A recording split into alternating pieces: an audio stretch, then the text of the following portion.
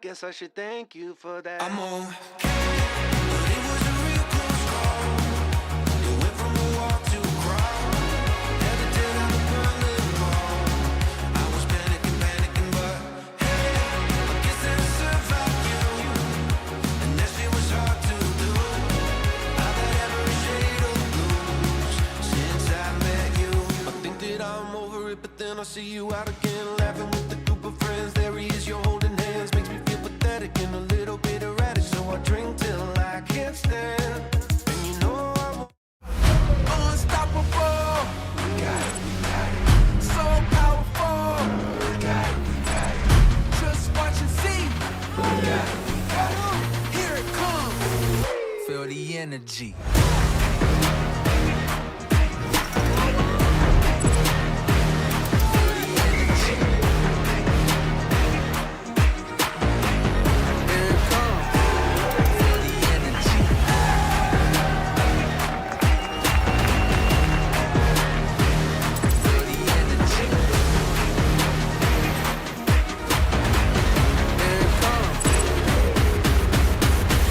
Feel the energy.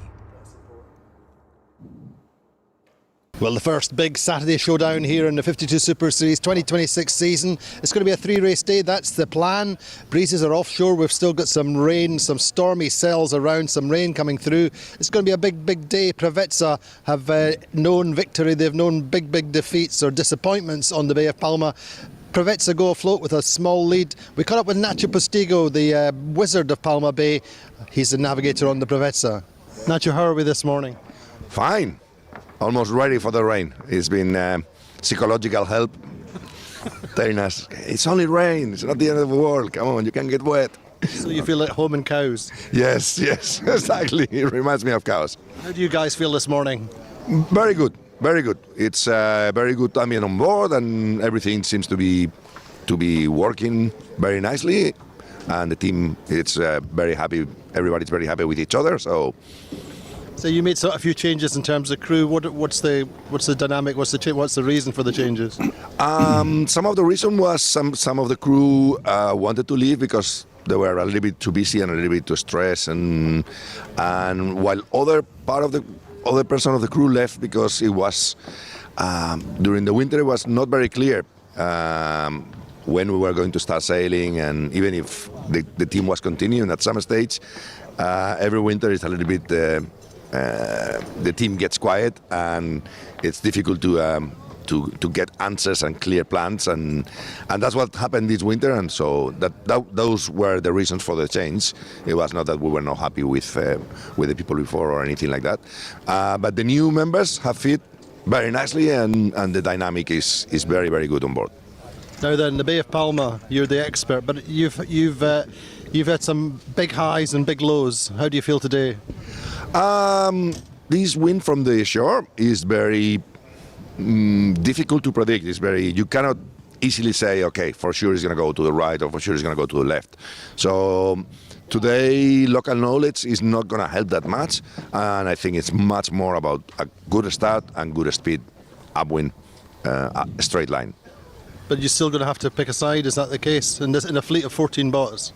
Yeah, you're going to have to pick up which one of the two ends of the line you prefer to decide one side or the other. So it's going to be interesting. What are you going to pick? I don't know. I'll let you know when we are there. It's very much a heads out the boat day. Yes, absolutely. And what about a big win for Collie then yesterday, his first ever in the 52 Super Series as a tactician?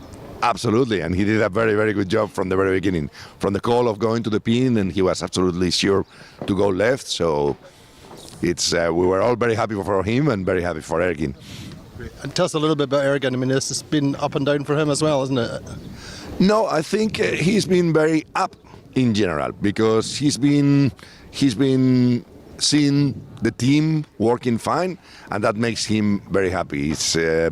He's very sensitive to the ambient on board, and if there is, I don't know, some tension, he's not happy. He gets like, my team is not getting together. So he's super proud. And yesterday night we had our traditional Preveza big dinner, and he told us, like, guys, I'm very happy with what we have achieved.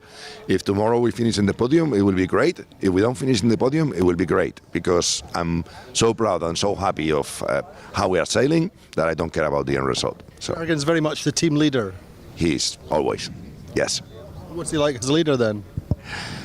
He's a soft leader. He's not one very involved in the day-to-day at all, but when he thinks the train is going out of the rail, he just hits on the table and makes changes. Have a great day, Nacho. Thank you very much. So that's Nacho looking ahead to today and what's going to happen, but let's look back at yesterday, a big win for Preveza. Well, it's day 4 here in Puerto, back racing on the Bay of Palma. It's going to be another complicated day. It never seems to be simple. Breeze is more in the south and a little bit of a thermal enhancement. Top of the table, it's still sled. Let's go racing. Race 7, lots of dark clouds around, rain showers around. The breeze is quite unstable, but we get away with a wind axis of 165 and about 14 knots on the start line. Preveza back themselves off the pin end of the line, get out to the left and are quick at the windward markets. Preveza leading through the finish line. A big win for Preveza gives them the regatta lead. Second place is Alkedo Vitamina.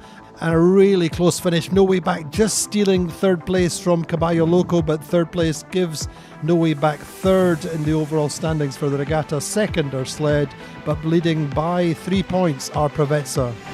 And the standings after 7 races: first Provezza on 35, second Sled on 38, third and No Way Back on 41, Gladiator also on 41, and on 42 points in fifth, Alkedo Vitamina.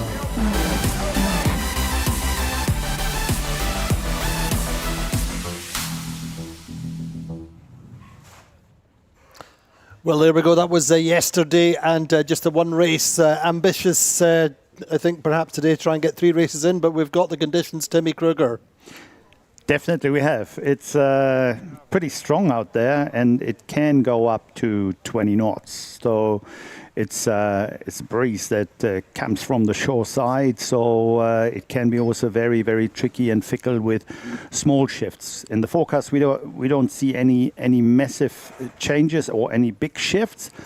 But with the breeze coming over the shore, it can be quite tricky. And as Nacho described it in his interview, I mean, it's really heads up, good start, boat speed, off you go.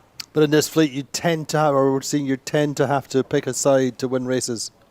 You do. You have to pick a side to win races. But with these boats, they're so highly tuned, like a 5-degree shift.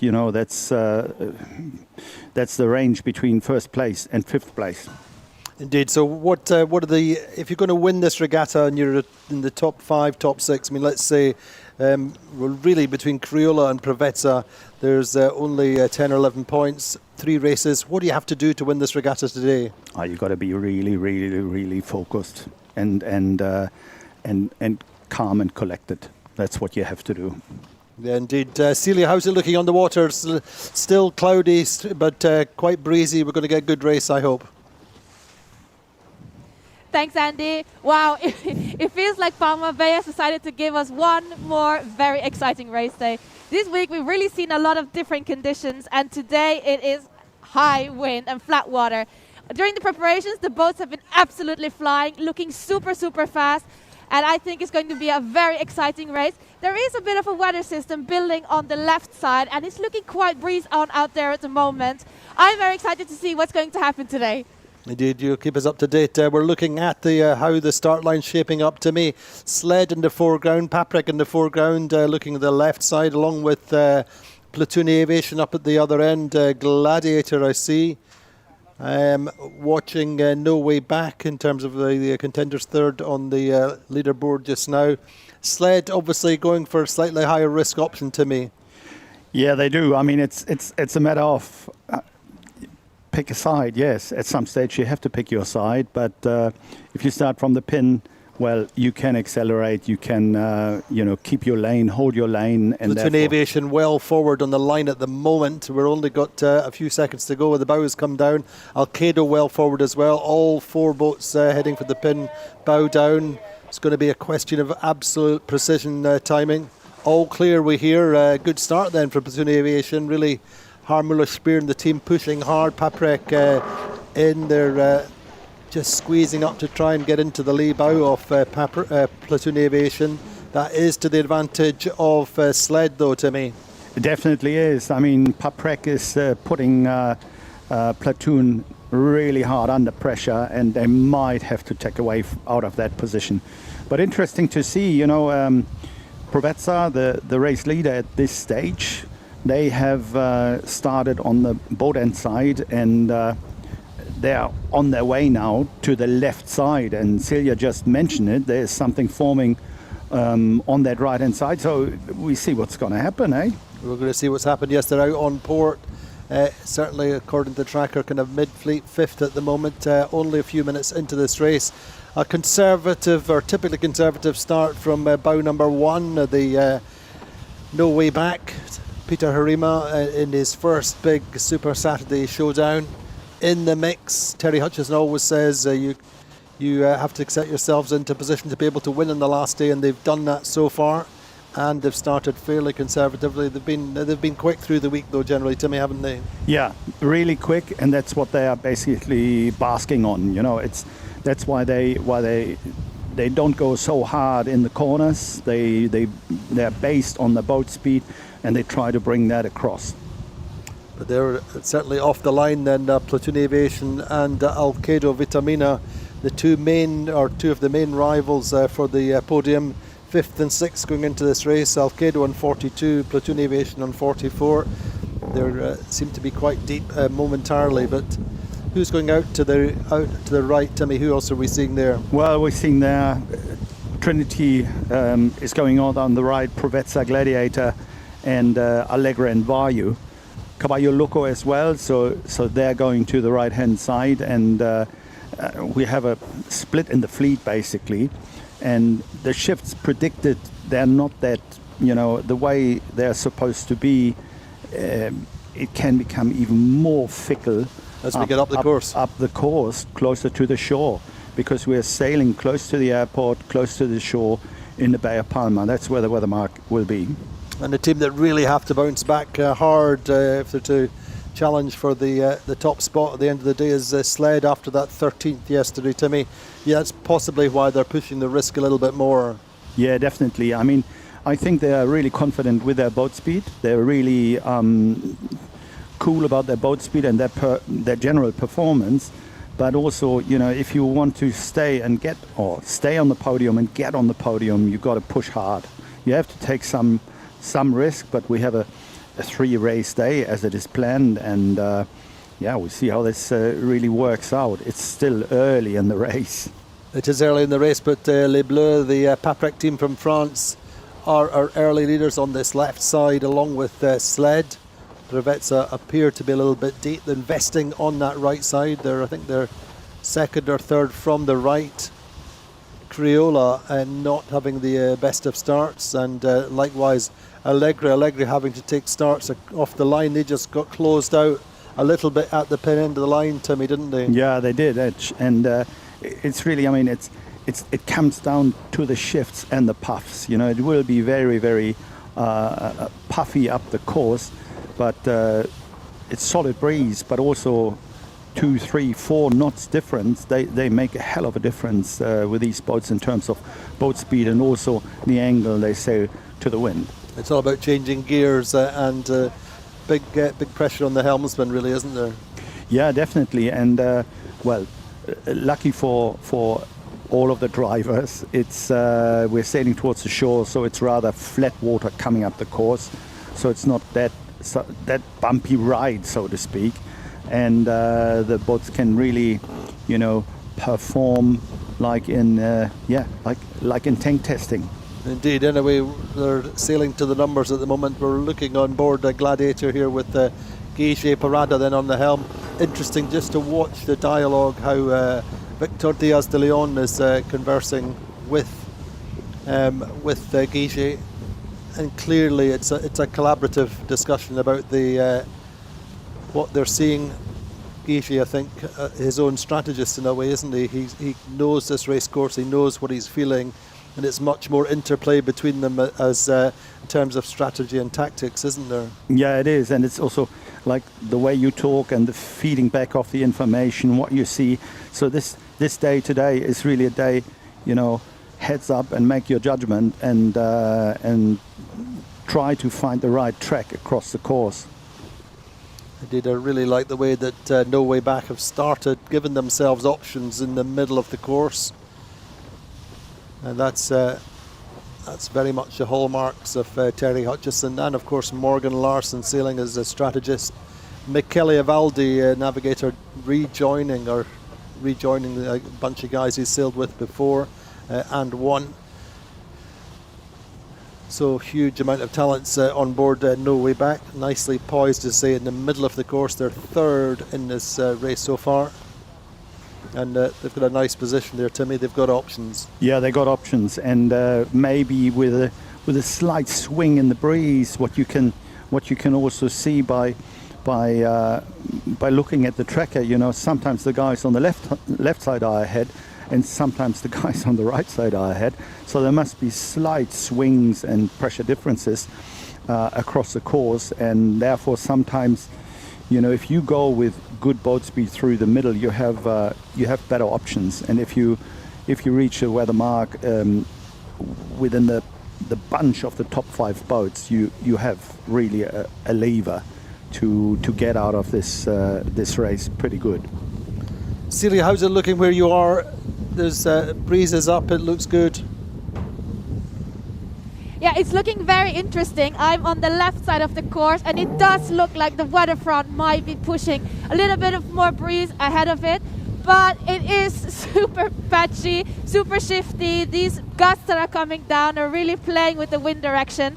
I agree with what you're saying. It might be a good idea of my way back, positioning himself in the middle. But Alkedo has really committed to the left side, and I think this upwind will be all about playing the right decisions on these shifty conditions.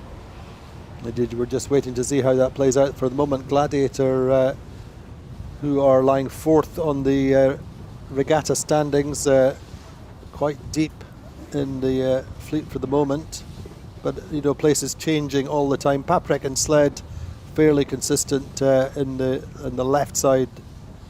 Our top 2 boats just now, Timmy.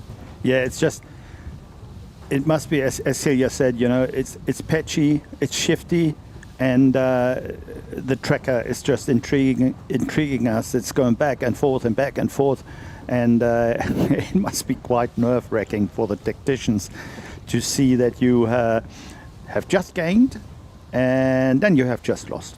So it's a bit of a heartbreaking situation there on the boat. So, but in the end, you know, when they all get back together, right now they're all on, most of them are all on the same tag.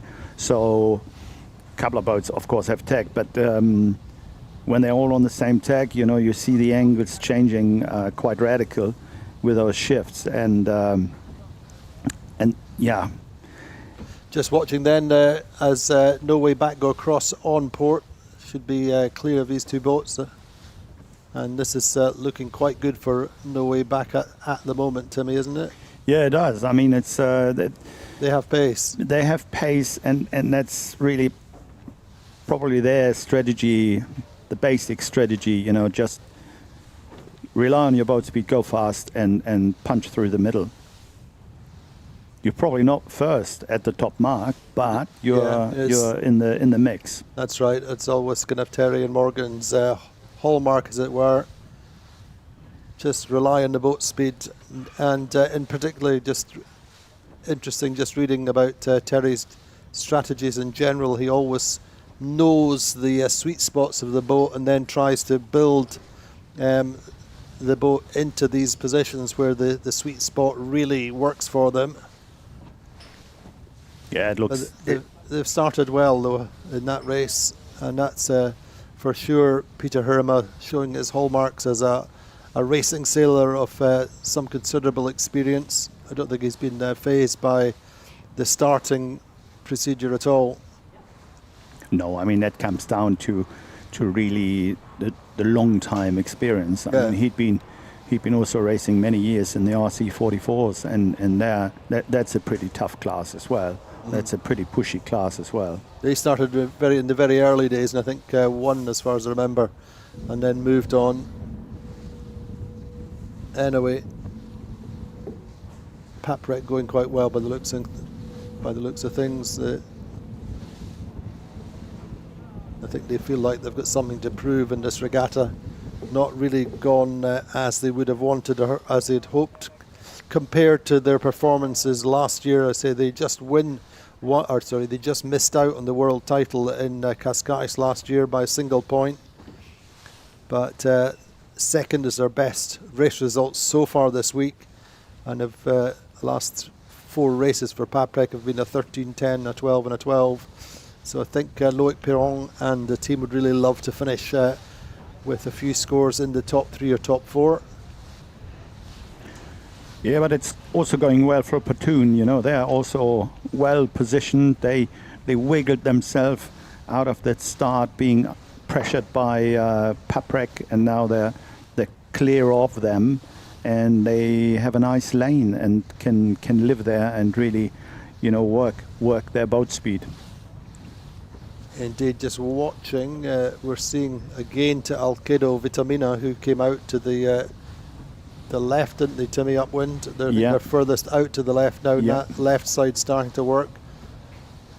Yeah, by the But- look of it, the left side has definitely an advantage now, and it will be interesting to see.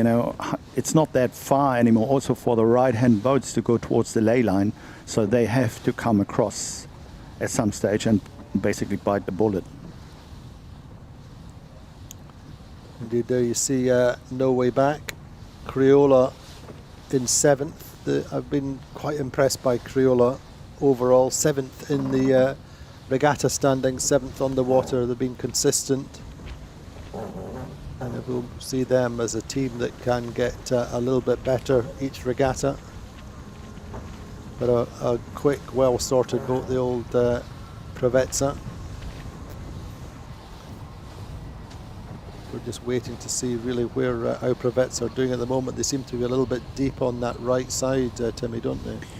Yeah, I mean Prevezza is they are coming across now, and they have to face the music, so it can be quite painful because the left in the last couple of minutes the left has gained substantially, and especially those boats that were on the middle track below the ley line, so Paprec, Sled and Platoon, so they made nice gains through this left-hand shift, and it's not that far to the weather mark anymore, so it will be very, very hard for the right-hand boats to get back into the game. I think the most furthest right-hand boat we're seeing at the moment is Trinity Racing. They seem to be a little bit of a lift, perhaps.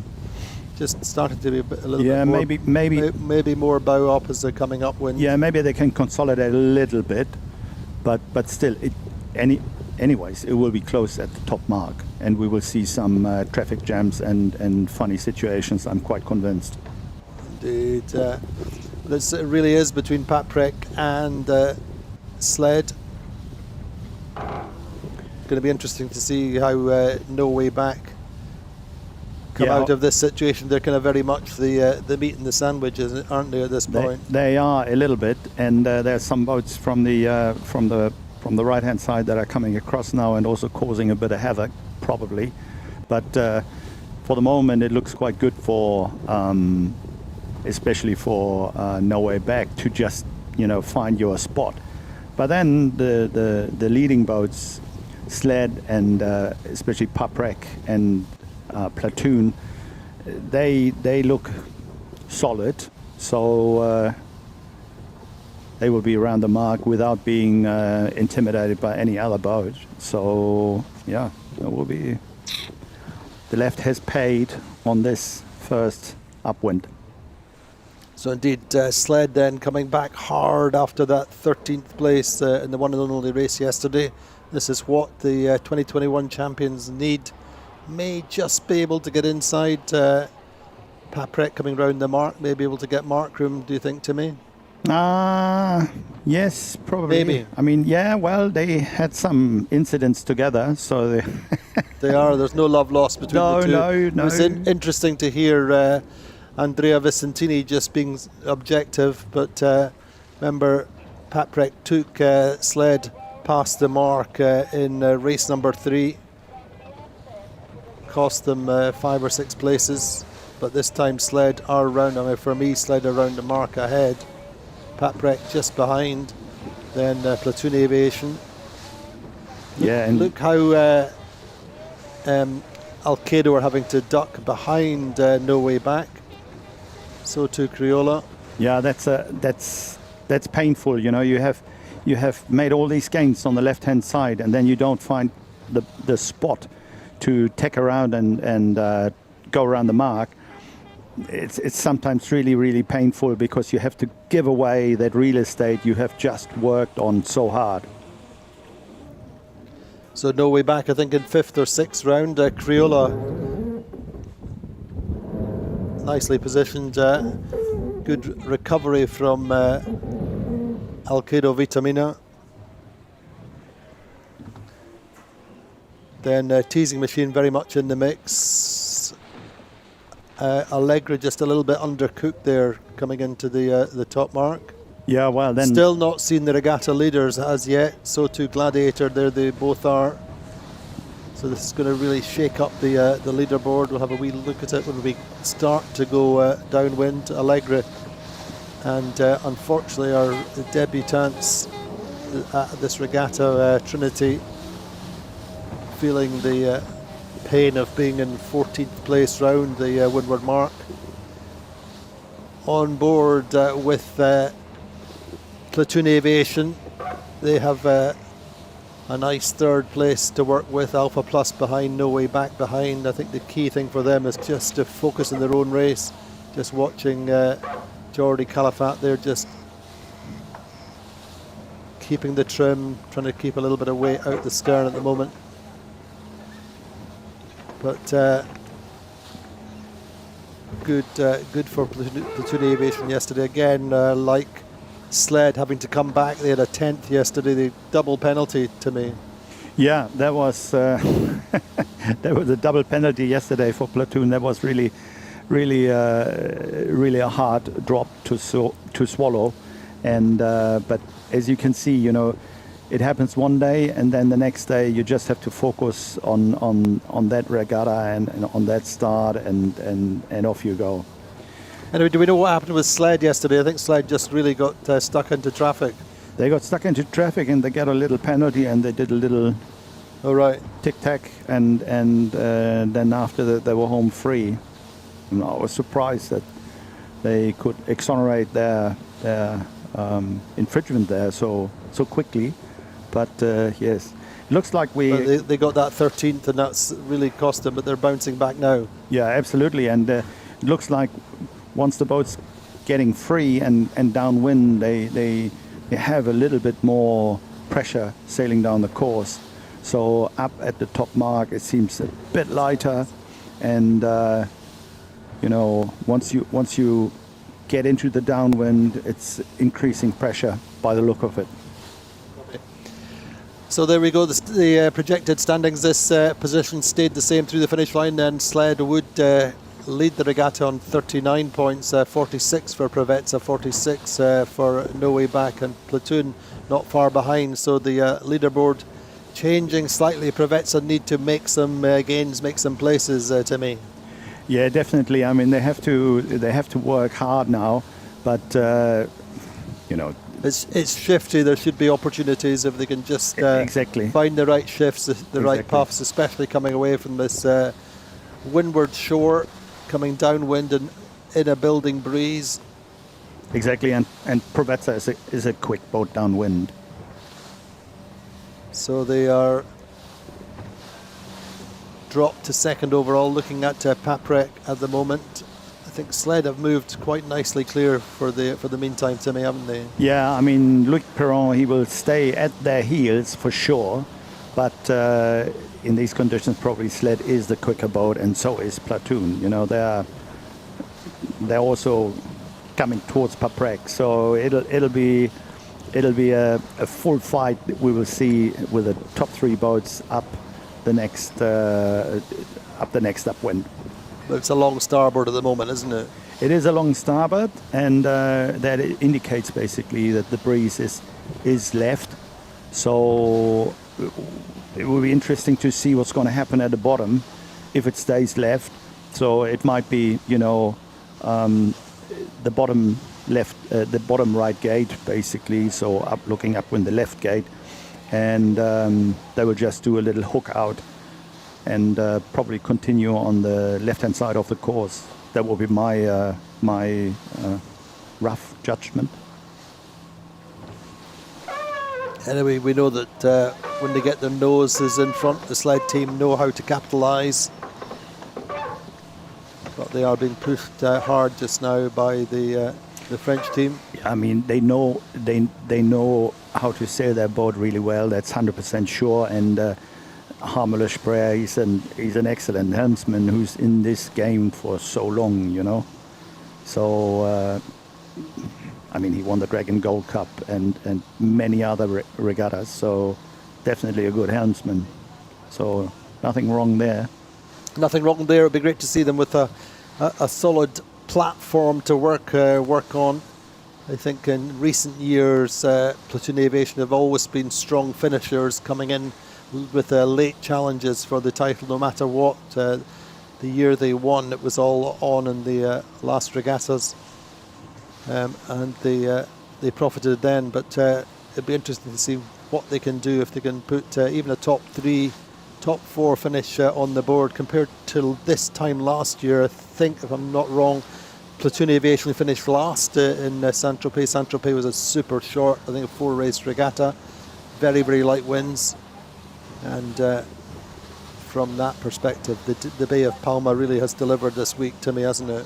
Yeah, very nice. I mean, a lack of sunshine. All lack of sunshine, okay, but that can happen in spring. Yeah. But overall, we had different ranges, and that's pretty good. That's pretty good to see, because then every boat has also the chance in winning races, because of course the boats are a little bit different, but close to be the same. So it's a bit of a tricky thing. They're all very much optimized, and it was very, very cool to see the variation in conditions. Indeed. So we're heading down this first run, race number 8 of potentially 10. Hopefully we'll get 10 after a full 10 race series done. But it's been a little bit of a one-sided track coming down this run, hasn't it?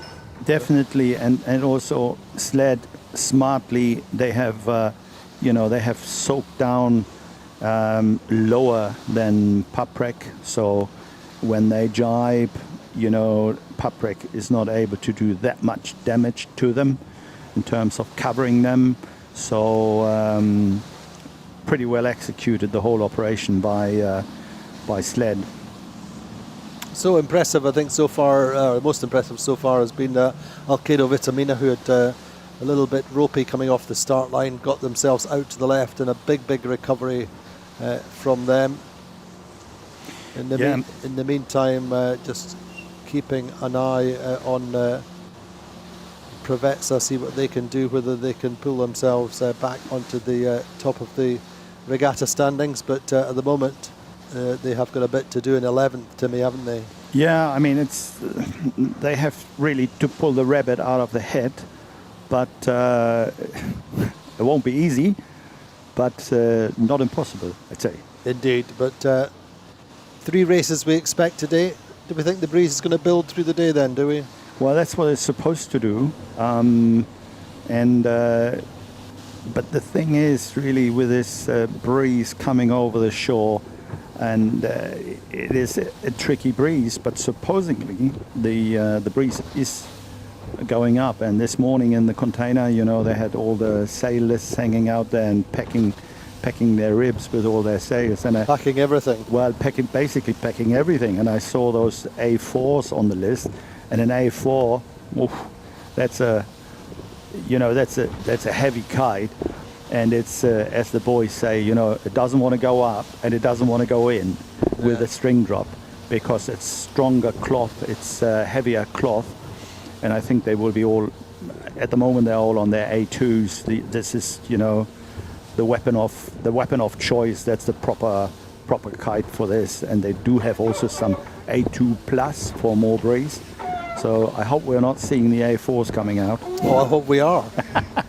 I mean, we want some action. We want some thrills and spills on the Bay of Palma to finish the first regatta. Yeah, it's painful work with those. Puerto Portal's 52 Super Series Sailing Week. We'd love to have a big foam up to finish off with, but let's wait and see. We can see these big dark clouds hanging over the island of Mallorca. The big question is what the weather systems are doing up in the north of the Mediterranean. Yeah, we have there is a low pressure moving on the southern side of the island of Mallorca, and that will influence a little bit the weather or the wind development that we see in the bay. But it can be looking a little bit like Paprec are taking it to the sled team. Yeah, they got a little bit of pace. They sailed a bit higher. Got a bit of pace. I think Sled is, no, I was just about to say that Sled is still bow forward, but they're not. So pressure is on. We're just watching as they come in, closing to the leeward gate, and Sled picking their side. Nice jibe, Timmy. Very nice jibe. Keeping Paprec wide and extending or increasing their advantage. Yeah, the jibe on Sled was definitely better, that's for sure. I mean, the kite was setting a lot quicker, so the boat could accelerate quicker than Paprec. So that also in a dogfight like this, you know, when you're so close, every second counts. And now the next thing, you know, the string drop, that has to work. Just watching the angle that Sled are coming in at. Yep. They're coming in with pace on a nice fast angle. And the great thing is they've kept Paprec wide. Paprec, it's going to be interesting to see what they do. They're certainly going to think they're still going to follow into this left-hand mark. Yeah, that's what I think, but they have lost a little bit on the last couple of meters. Thanks to Sled, smart sailing from them with Murray Jones and Francesco Bruni. Great talking with Andrea Vicentini, giving a real idea of how that afterguard works with Murray and Francesco, saying that Francesco really is so sharp and fast with his decisions, and Murray gives him the information he needs, and that's really quite interesting. And Andrea just keeping on top of it in terms of the data input that he needs to provide. And then Platoon Aviation coming round in third. They look quite comfortable now in third, don't they, Timmy? That's a nice situation for the German flag team. Yeah, I had the impression that they were getting a little bit, downwind, getting closer with no way back, and that is always if they are these two boats, if they are close, it's always in for some interesting situations. But Alpha Plus is also just ahead of no way back. So they got a fight. Crioula right in there. Seems like a small gain or comeback to Preveza in the meantime. They were 11th. May just be able to get inside Crioula there, we think. Yeah, that's what I said. Need to not just overcook it and push too hard and slow, but I mean, both boats. That's good for Preveza. Gained 2 or 3 boats down that run and on the rounding. Yeah, both boats are quick, downwind, Crioula and Preveza.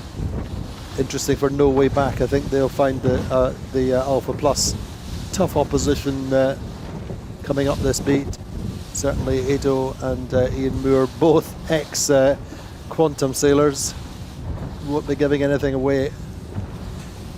And this is now when you have the pack going around the bottom mark, they all, they're all pushing each other, aren't they? They're all pushing each other, they all influence each other, and basically they all slow each other down. So that's right. Plus the front pack can just accelerate and just advance. Plus, obviously, as you come to the mark, there's more chop, there's more unsettled water, and it makes it so much harder to just keep the boat driving through the water, which is what you need to do. And as you say, they're all jostling, they're all scrapping for a metre here and there, end up all slowing each other down. So all to the good, I would say, for the top 3, top 4. Let's wait and see how I'm watching No Way Back and Alpha Plus in particular. Gladiator again to them, to make up to 5th at the moment. We've said a few times over the last few days that Gladiator are the team that seemed to be able to come through the fleet and take places. Talking with Victor Diaz de Leon this morning, just saying they'd found some of the starts tough and not necessarily gone the right way, but they have the ability to pull back places.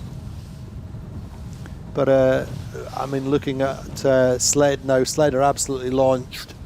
They're pretty quick. This is the perfect antidote to yesterday with that 13th.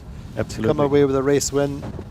They have the ability, they have the confidence to close out regatta winners, of course, in Porto Cervo, the back end, the last regatta of the season, ahead of Phoenix. Yeah, I talked to Murray Jones this morning and I asked him if he has changed the pre-bend again And for his mainsail, and he said, I can't hear you, Timmy. What yeah, do you mean? Quite, lips were sealed, but he was quite confident that everything is in perfect order. Yeah. And as we can see, it looks like being in perfect order. So the boat is really going quick in these conditions. I mean, just look at the difference in setup with them and Paprec. Paprec just a couple of degrees lower, but they're going really quick upwind, aren't they? yeah, they go. I mean, Sled's going really quick, but also Platoon, you know, is on their heels, and I wonder if Platoon is gonna be able to catch up to Paprec on this upwind.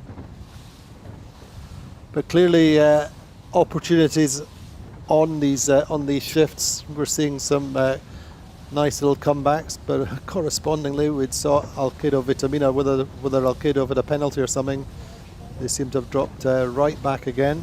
They were up in 5th or 6th, I think, weren't they, Timmy? And now they're down in Yeah, they're down 13th. We don't see everything. Obviously, we didn't see yesterday. We didn't see Sled's penalty. No, it's true. It goes so quick, you know. On these boats, the TPs is such a high level. Everything goes so quick, and you can't be everywhere, unfortunately. It's still close between Sled and Paprec. Paprec, best score of the regatta so far, I think, this week was that second in race 3. And just repeating 13, 10, 12, 12 in the last 4 races, so a second or a first in this race would really give the French something to be pleased with. But it's also, you know, it also starts to be quite a long week, of course, doesn't it? Because most of the teams did Palma Vela, most of the teams did a little bit of training before Palma Vela, and I think a 3-race day to finish with is quite a big ask, isn't it? It is a big ask. It's a lot of breeze in comparison, and supposedly the breeze is building, and also if it's so difficult or different across the race course, you have to remain so focused because you have to change gears all the time. You know, it's so much load on the trimmers and also on the drivers to keep the pace up. But everybody pretty much on port tack just now as we look at the fleet. What does that tell us? Well, left shift, yeah. Left shift, and it looks like they've been lifted as well. So by the look of the tracker, they seem to be one tacking it just about. Yeah, one tacking in, and it looks like they've been over the ley line. So that, of course, if that is the case, if they get lifted higher or above the ley line, that is an advantage, of course, to Paprec in comparison to Sled. Let me just double check whether the windward mark has been moved, but nothing, no particular change that we've seen so far. So interesting, see how that plays out for the next race. But it is all to the advantage of our top teams at the moment in this race. Paprec, Sled, Platoon Aviation, No Way Back seem to be through Alpha Plus for the moment.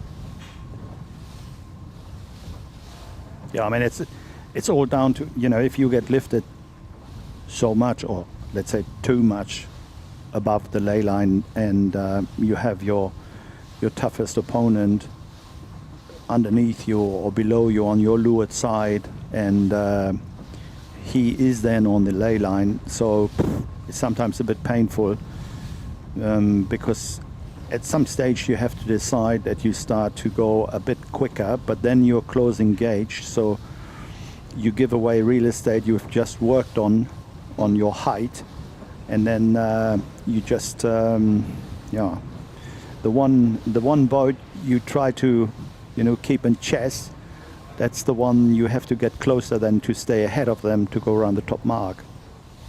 Certainly very much a boat speed race coming up this upwind leg. Everybody on port, no options to go out to the right so far. No, definitely. Everybody's going straight up, you know, because it is is a left shift. So all to the good for Sled and Paprec in particular, for about 100 metres ahead of Platoon Aviation. Platoon Aviation have about 100 metres on no way back, so you'd think that Harmler Spreer and the team could start to be reasonably confident they can pull off this third. Yeah, the thing is also, as well, the boats on the left-hand side and those that have tacked earlier, like Norway Back, for example, they, of course, they're sailing at this point in bad air. So there is always an influence of the other boats if they are basically on your weather side. So the bad air they're getting it hampers your performance. So Vasco, a very quick look under the boom just to see who's down there, but they're quite nicely positioned in terms of this left shift, depending on whether that increases, whether it progresses. We got this second beat. It's race number 8, isn't it? We've got 3 races to go. And is this really setting a pattern for the day, do you think, Timmy?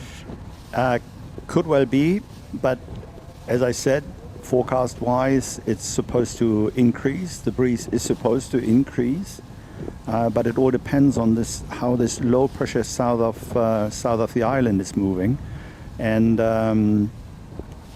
we can get more breeze, but right at this point, it's really hard to predict. I mean, it's this hard left shift. I mean, as Nacho said in the beginning of our broadcast here, it wasn't clear. Projected standings come to Windward Park. If it would be so clear, anybody could do it. Exactly. If it was easy, everybody would be doing it. But it's interesting watching Sled coming to the Windward Mark. They're actually probably about certainly a comfortable lay there, Timmy, aren't they? Yeah, definitely. They have probably a bit too much height with a shift, and we will see that in a minute how close the gauge is with Paprec. But maybe for the luck of them, it's a little bit of a right shift at the end. So that's nice. It's not so good for Paprec, but it's very good for Sled and good for Platoon also. And good for Norway, but good for Alpha Plus, I think. 100%, yes. They are gaining now. So it seems to be that the breeze up at the top is more right. Yeah, maybe, but look at Platoon Aviation, how much height they're managing to lose to get round the mark. But 'twas ever thus on the Bay of Palma.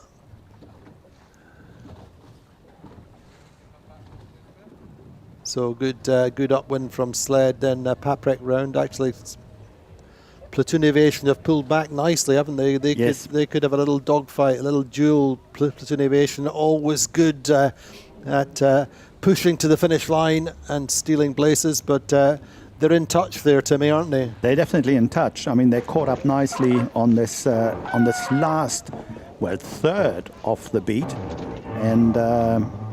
and big advantage as well to Alpha Plus.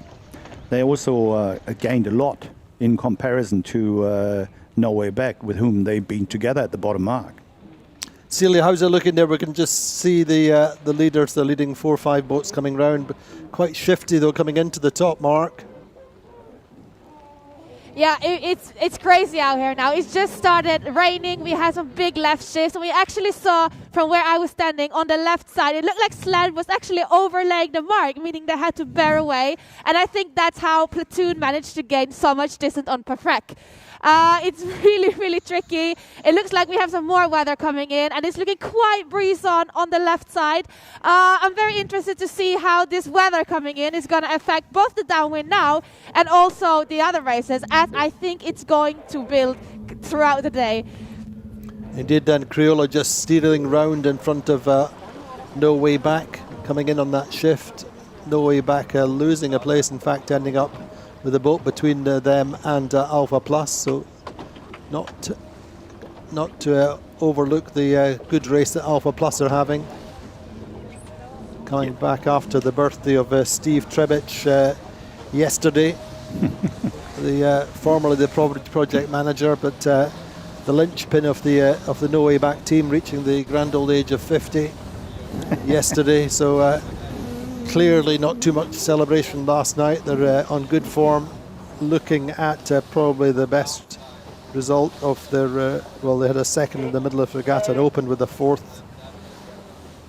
But it's close in the main body of the fleet, isn't it, Timmy? Certainly is. I mean, and From Gladiator backwards, it's a real tooth and nail fight. as we could see as well, you know, there've been patches because, you know, it was not a full left shift for each and every one, because in the last meters towards the mark, Paprec lost, and they couldn't really bask on this left shift. And so did some other boats on the right-hand side that had probably a little bit more right. So it's really tricky, you know, it's streaky. Different lanes. A few questions coming in from social media. From Leicester 8403, would it not be wise to introduce a young sailor program for the 52 Super Series? Well, that would be nice. I think that American Magic did a very good job in the last 3 years with bringing on young sailors, and the great thing there is such a legacy already for these sailors who came through the program, and some of them are still in the fleet. Victor Diaz de Leon is on board the Gladiator. Sarah Stone is out there racing in the multi-50 fleet just now in France, and Harry Mel just profited, and there are plenty of young sailors through the fleet, but this is very much a game of experience, Timmy, isn't it, in this fleet? Well, it is, but there's always a possibility and a chance to get very talented and young guys involved and bring them on board and have them on board. But the thing is, as well, you know, the door can be opened for you, but you've got to perform once you walk through this door. That's right. And it's a tough game, and this is normally what it is. You cannot go through the door and expect a red carpet. Indeed, but there's some younger sailors coming through. But anyway, quick look at the standings projected through the finish line. Sled would be leading on 31 points, isn't it? Pravetsa 42, Platoon Aviation 47, No Way Back 47. So looking good for Sled in the meantime, to me. Yeah, well, it does, and it seems they're on fire. You know, they sail really well. I think when I look at the tracker at the bottom, they either got a puff, a little bit more breeze, or a little left shift, so they could sail lower. They can press down on the mark towards the gate, or the finish in this case. And this is really, I mean, they're quick, eh? They're quick, and it looks like business as usual in some respects, to say, because they won in Puerto Cervo.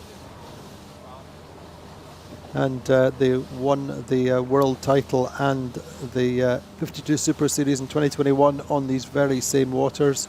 That time it was way in the back end of a very short season, but it was slightly similar conditions. You know, at the end of the season, the conditions very often mirror what we see in the spring, so we're not necessarily sailing in thermal breezes, but they were really in this pretty much the same combination as they have on board at the moment. Well, I think Murray Jones was driving then, but they're a potent team and they know how to win, Timmy, don't they? Yeah, I mean, it's solid.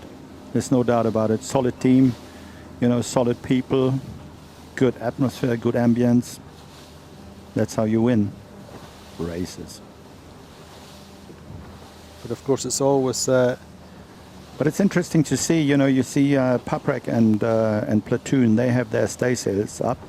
And as I just saw, Sled, they just took the jib down. Maybe they had some hiccup getting the jib down, but they're not getting their staysail up. Quick question from Danner863. Do the boats have access to the tracker on board? They can if they want. They can watch the tracker, no problem. There's no problem with that, I don't think. But I think they see more from on the water, Timmy, don't they? Yeah, I mean, to be honest, there is also, at a certain point, there is an information overflow. Yeah. You know, you have to you have to watch your opponent and strategist and tactician. They have to paint the picture and they have to make the calls and make the decisions. I mean, for us, watching from outside, it's very nice. But the information they have on board and through the data on the boat, that is a lot more valuable than the tracker itself. No, indeed. And I mean, that's one of the things the navigators will be pretty much manually, as it were, plotting the progress of the boats out on their right or left or the other side, or the flanks. They'll keep a bearing on them, and they'll always be giving information to the afterguard or their strategists and tacticians who they're gaining bearings and losing bearings. That's to say who's gaining and losing, and how that is again painting the picture of what's going on either side of the course is much more efficient and effective than watching in the tracker. Yeah, it's more precise, to be honest. I mean, the tracker is very, very, very fast. But in the end, you know, your feel on board and the compass bearing you have on the other boats gives you a lot quicker. Plus, you see what's actually going on. You can see whether they're increasing bearing because they've got puff. I mean, you can. Anyway, this race playing out nicely for Sled and Paprec at the moment. Yes, absolutely. I mean, they're doing a great job. Although Platoon is definitely hanging in there, and we are not there yet. I mean, Paprec, I guess, you know, they can get under pressure from Platoon.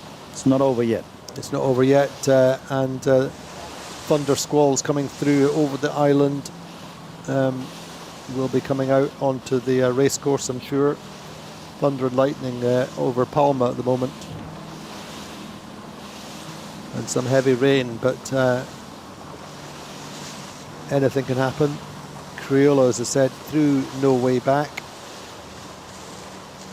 putting a boat between them and Alpha Plus.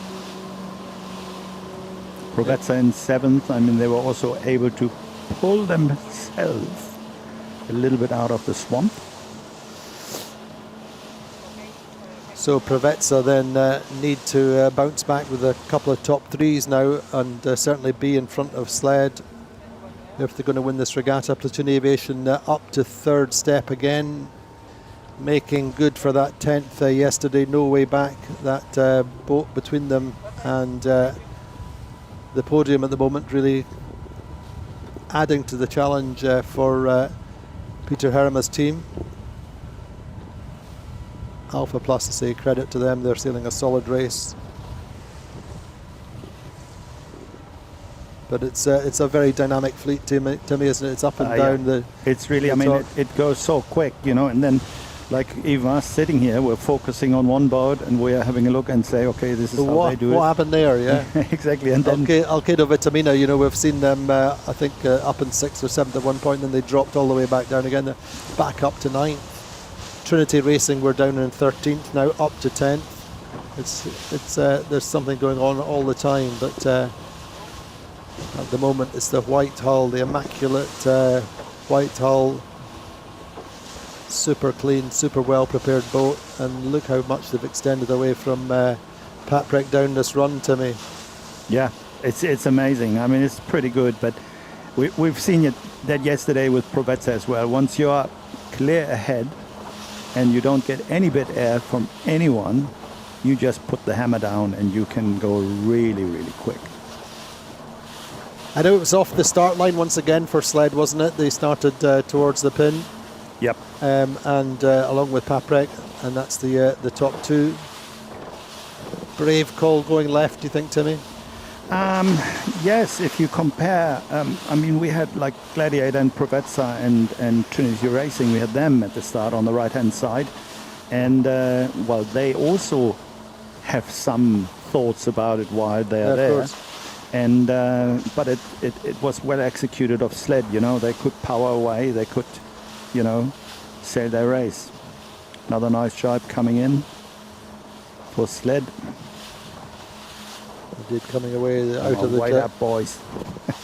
They're nearly there, Timmy. They've got to conserve their energies for the next race, and they've done the job down this run. Got well away from Paprec, but credit to Jean-Luc Petitouganen's team coming back with a really good second. Will just cross in front, or just jibe in front of they will. Platoon Aviation. They try to accelerate towards Platoon and then jibe in, just to close the door and make sure they stay ahead. Indeed. There we go, watching Pat Brett coming in, although Platoon Aviation have got a little bit of pace. Exactly, that was the reason why Loic was going so quick towards them. Anyway, Pat Brett getting through for second. Their second of the regatta will help them, and Platoon Aviation, good result for them after their 10th yesterday. But not really the result that Preveza wanted. But certainly they were happy to back themselves on the first upwind. Gave themselves a little bit of a mountain to Club Alpha Plus, then will come through in fourth. Yeah, very nice race for them, really. Very quietly and discreetly sneaking forward. Yeah, nicely. That was really good. Well done. Plenty of talent on board and nice, well-resourced team coming through there. Nick Egnott Johnson on the helm, young former match racer. Multi-talented Edo Stead and Ian Moore. Crioula just stealing that fifth place. Again, I'm going to say they're quite a steady, impressive middle of the fleet team. Yes, very good. I mean, they're doing well. They're doing really well. And very kind of understated. Sam Albrecht, the tactician, just makes it sound simple. Paints the picture in very black and white terms. Just says we just get ourselves in position and just squeezing in ahead of Gladiator will be Preveza. Gladiator late surge, but it's Preveza get there for I think 7th.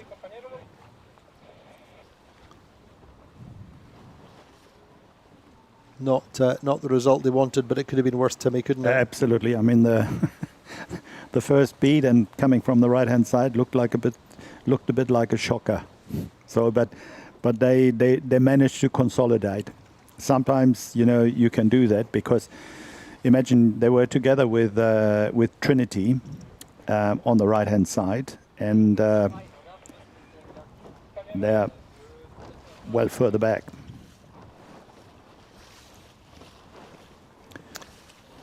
Alkedo Vitamina now coming through the line. They invested hard and early, didn't pay off for them. Came back in the second upwind, got out to the left. That really did work for them. However, in the end, it's going to be a 9th place. Alkedo Vitamina, impressive last year, just missing out on the podium. Next through, I think, is Vayu and Trinity, not far apart. Trinity were very deep early on, Timmy, weren't they? Yeah, they were. I mean, they could consolidate a little bit. I think that's probably based on their good boat speed to take a couple of scalps on your way. I mean, they were 14th basically when they're coming back from the right hand side on the first beat. But it's close all the way through. Nobody's disgraced. Nobody's a long way back. And action right to the finish line. 3 boats pretty much overlapped coming through. Alegre, Caballo Loco, and Teasing Machine. Yeah, Teasing Machine got lost somewhere on I think the second beat. They were somehow in the middle there when the breeze was going really left. So they must have sailed for a long time in bad air. And especially if it's a one lane race, and the wind is so hard left, then it's sometimes painful to get there, to get up to the weather mark. So could we have changed the course and made it a little bit more even, do you think? It's hard to say. I mean, we all know that Maria is pretty switched on and pretty quick. in changing courses and adapt the course for changing conditions. But if you have a breeze that is swinging back and forth, and then suddenly it stopped to swing back, basically, then you're stuck. And then you say, okay, it's not perfect, but let's leave it like that. And the guys have to adopt. So then, Celia, how do you feel the breeze is going to do? Do you think we should roll straight into the second race of the day in that breeze which has trended left? Yeah, it has really trended left, and now the last downwind, it really picked up, like the forecast said. I hope we trend right into our next race, because I think that's going to be absolutely epic. It was so cool to see these boats just flying downwind and tight finishes. It really is an amazing fleet to watch racing, and this is just an amazing final day. So yeah, I think absolutely, let's do another race. Indeed, so Preveza then have to bounce back, Timmy, don't they? Well, yes. A bit harder. They have to pull a bit harder on their hair to get them out of the swamp. But I mean, they're still there. They're right there. But if you want to win the regatta, you gotta put the hammer down now. But I think they certainly did that off the start line, but unfortunately they went the wrong way. So what did they do? Did they continue to risk? I mean, it's interesting to hear Nacho saying that owner Ergen Imre said to them that top three would be nice, but it's really the way they execute, the way they follow their processes, the way they set themselves up that's important. He sees everybody working in the same direction and everybody really giving 110%.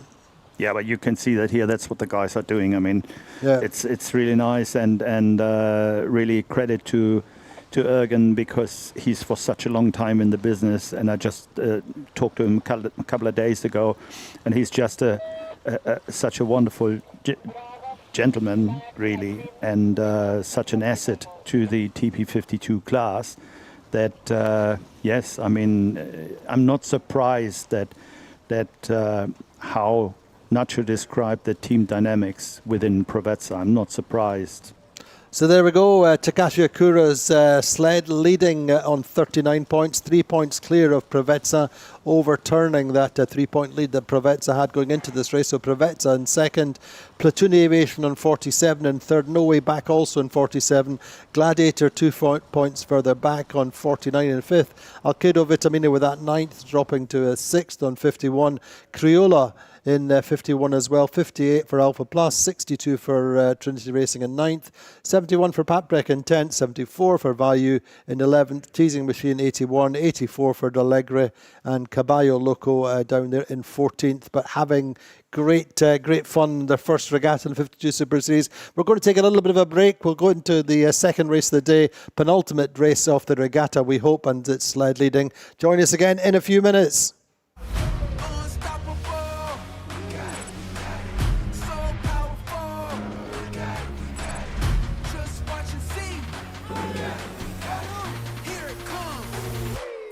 Energy.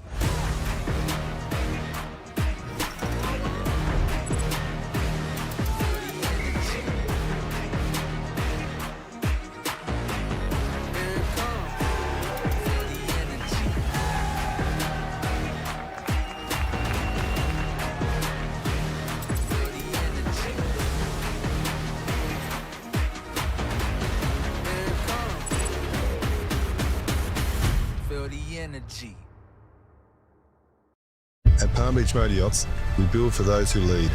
This comes from our history in competitive ocean racing, where advanced technologies and a spirit to win shape our every advantage on the water. We carry those lessons into every motor yacht that we design and build, using efficient and balanced hulls to deliver performance that feels effortless. Paired with meticulous craftsmanship and engineering, it creates a quiet confidence you can sense the moment you take the helm. Palm Beach Motor Yachts, from ocean racing innovation to cruising perfection.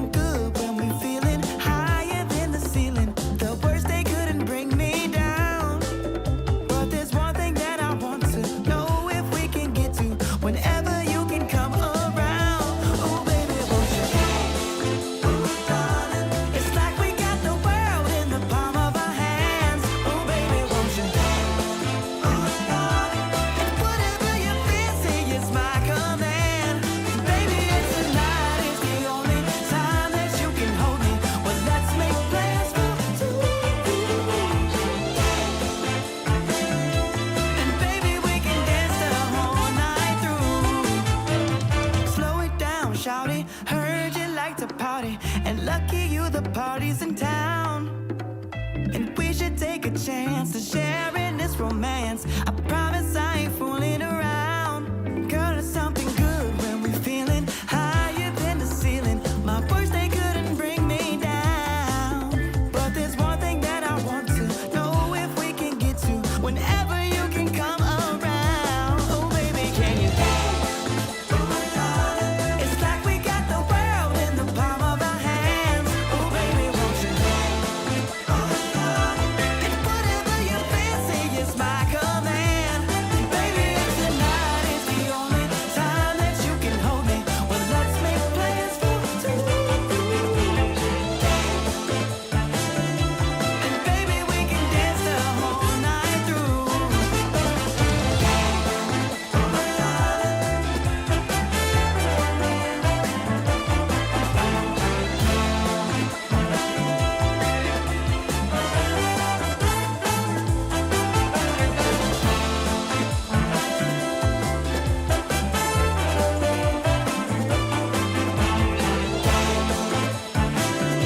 And baby, we can dance the whole night through.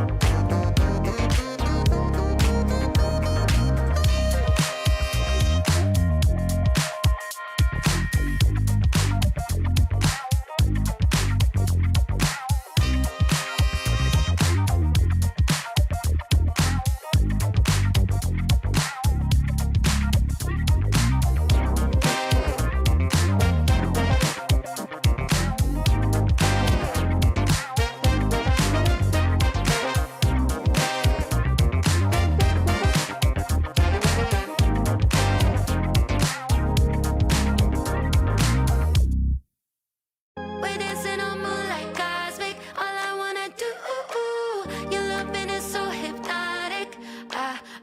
Ooh, colliding all night, can't stop it. Diving in a summer blue. Your loving is so hypnotic. Ooh, sweat so hot, wanna shock my body.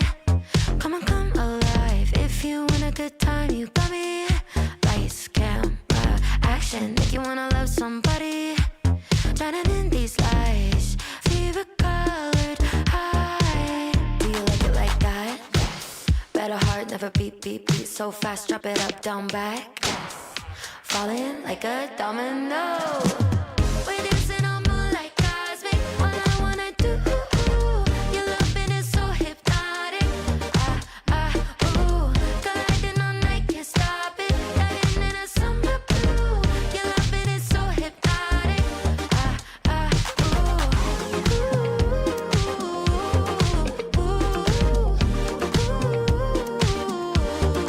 So hypnotic.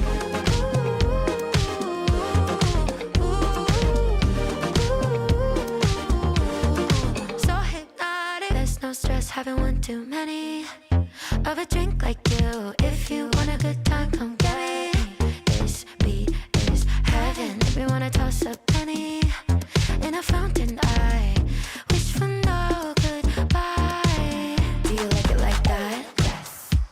heart never beat, beat, beat so fast. Drop it up, down, back. Falling like a domino. We're dancing on moonlight cosmic. All I wanna do, your loving is so hypnotic. Colliding all night, can't stop it. Diving in a summer blue. Your loving is so hypnotic.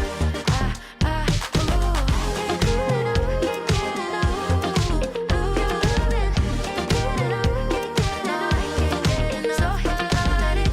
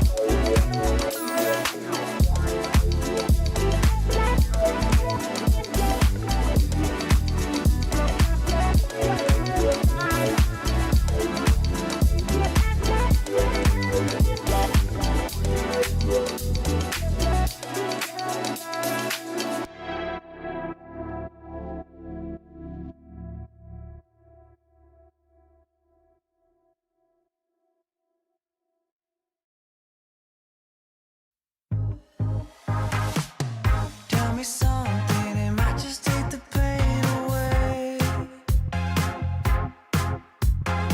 See, I've been thinking a million things I want to say.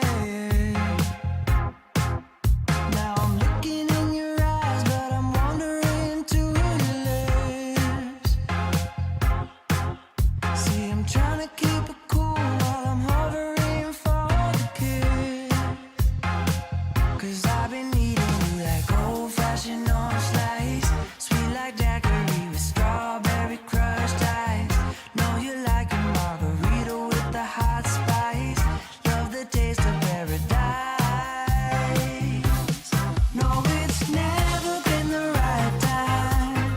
Like we're holding back the storyline.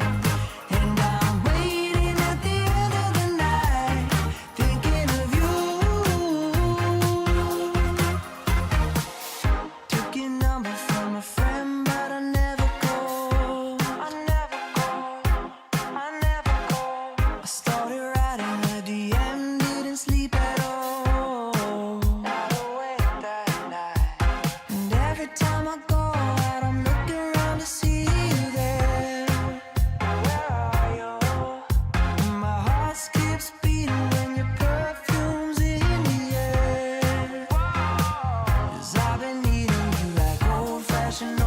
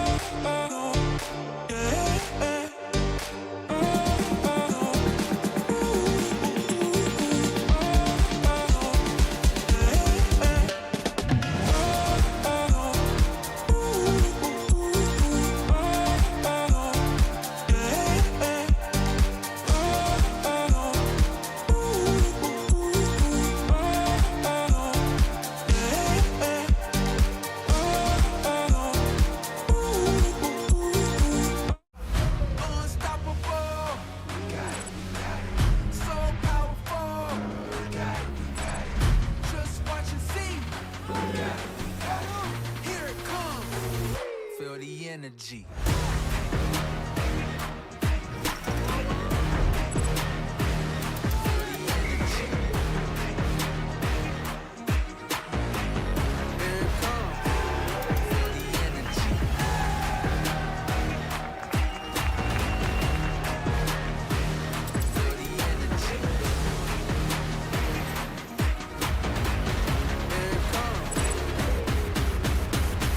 Feel the energy.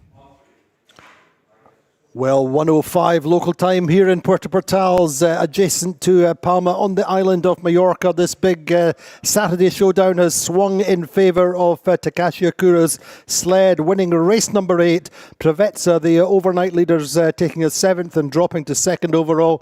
Platoon Aviation getting a 3rd and moving up to 3rd overall. They are on equal points with debutant Peter Harima's No Way Back, with many members of the Quantum American Magic team on board. It's a big showdown, Timmy, and the advantage just now is with the sled. Definitely. I mean, sled has at the moment the upper hand, and but still, I'm not convinced we will see any match racing or something like that. They will try to pick the right side, the proper side. They want to race on sled, Prevezza, even platoon, and then they will try to go across the course as fast as possible. Really nothing in it between 3rd and 5th in particular. The battle for the podium. Platoon Aviation, No Way Back, Gladiator, Alkedo, Vitamina. Really, for them, actually, it's a case of doing better than they did in the previous races. 6th, 8th and 9th. And really, they need top 3s. Terry Hutchison, the master of the points averages, says 7.5 points or 7 points for the day is what wins you regattas. They need to improve if they're going to finish 3rd. But a great little scrap between Platoon and No Way Back. Prevezza made the wrong choice on the first upwind. Sled made the right choice, started off the pin. How's it looking, Celia? Still looking quite grey, but there seems to be plenty of breeze. Yeah, we are really breeze on at the moment. The weather front on the left has passed us. However, I am seeing something building over Palma City. It's going to be interesting to see how that develops. We're in procedure. The boats are absolutely flying, and they were also flying in the break. I'm so excited to see a proper high wind regatta. Yeah, it's looking amazing. So, Timmy, looks like the breeze is following the forecast and building. I mean, we had a moment when we had sun over Puerto Portals. We were starting to think there might be some thermal breeze coming in to try and certainly diffuse or drop the offshore breeze, maybe lighten it, but it looks good, doesn't it? Yeah, it looks really great. I mean, we are within the forecast, and we probably see puffs up to 20 knots. It was well possible in the forecast, and some boats have changed mainsails. They have the proper jibs on. They're rather heavier jibs, so everybody's ready to rock and roll. 1:30 then, where the fleet starting to take up position on this start line. Start line looks pretty busy. Keep getting these compact shots of the fleet, and it looks so much busier than last year. This record fleet of 14 boats really affecting the decision making, the strategies off the start line, Timmy, isn't it? It does. I mean, you have to start clear and find a good lane, but also you have to be able to get to the side you want to go to. So it will be really cool to see what's going to happen now, and if the left side is still favoured, like it's been in the first race. Interesting then, from what we can see, certainly sled Alpha Plus starting towards the pin end of the line, waiting to see who's the committee boat, and I think possibly Prevezza were up there. Yeah, Prevezza is with them and Alpha Plus between them, so that'll be pretty... Gladiator position close. More towards the middle of the line. It's really all about starting perfectly on the gun, on the bee of bang, maximum speed, max height. Paprec pushing forward at the moment. Cedric Chateau on the helm. Loic Perron calling tactics. Now then, other blue hull is Alkedo Vitamina just pulling the pin a little bit earlier. We're at 1 second to go. It looks like a clear start. Paprec might be over. It's going to be really close. Vayu go well. Not such the perfect start from Sled this time. Yeah, Paprec were over. And this time, Timmy, I think the White Hull bow number 5, the Regatta leaders, dropping into the dirty air of Alpha Plus early on. Of course, Nick Egnott Johnson, a match racing champion in his own right, a very strong starter, just trying to climb up to Provezza. Better start from Provezza that time, Timmy.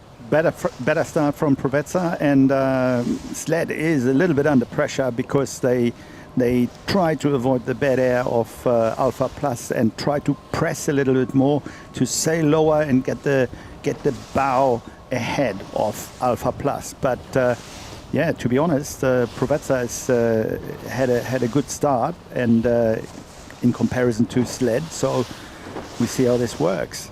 Let's see how it works. Paprec having to restart, having got a really a good result, finishing second behind Sled in that race.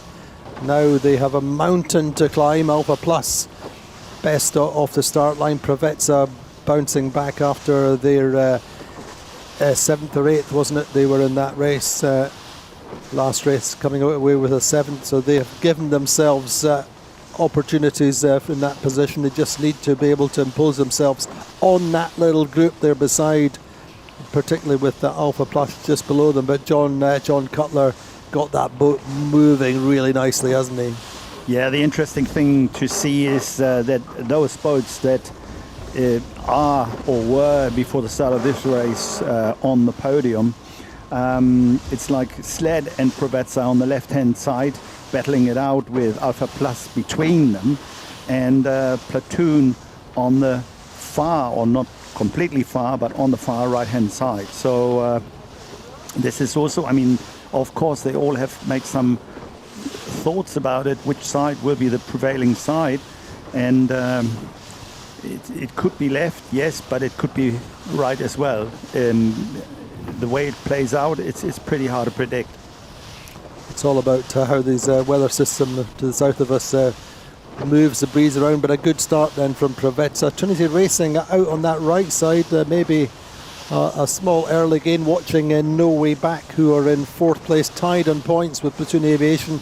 Solid start from them, to me, very much following the Terry Hutchison, Morgan Larson template. Yeah, middle of the line, and trying to play with your boat speed, trying to stay within the game, within the pack, and well, hang in there. Have a clear lane is the most important thing. Their problem is they have Vayu just below them, and they have a boat above them, and that really, they won't be able to live there forever.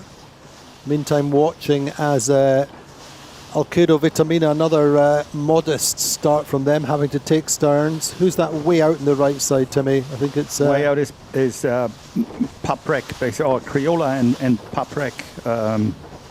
Going out to the Teasing Machine and Paprec, all the way on the right-hand side. So I think Vayu going quite nice. I like Vayu's position. There's the view from the sled to their... They've got some work to do down in 11th. They're having to take some sterns. To me, that's not pretty for the Regatta leaders, is it? That is not pretty, and it looks like the breeze hasn't gone left yet, if any.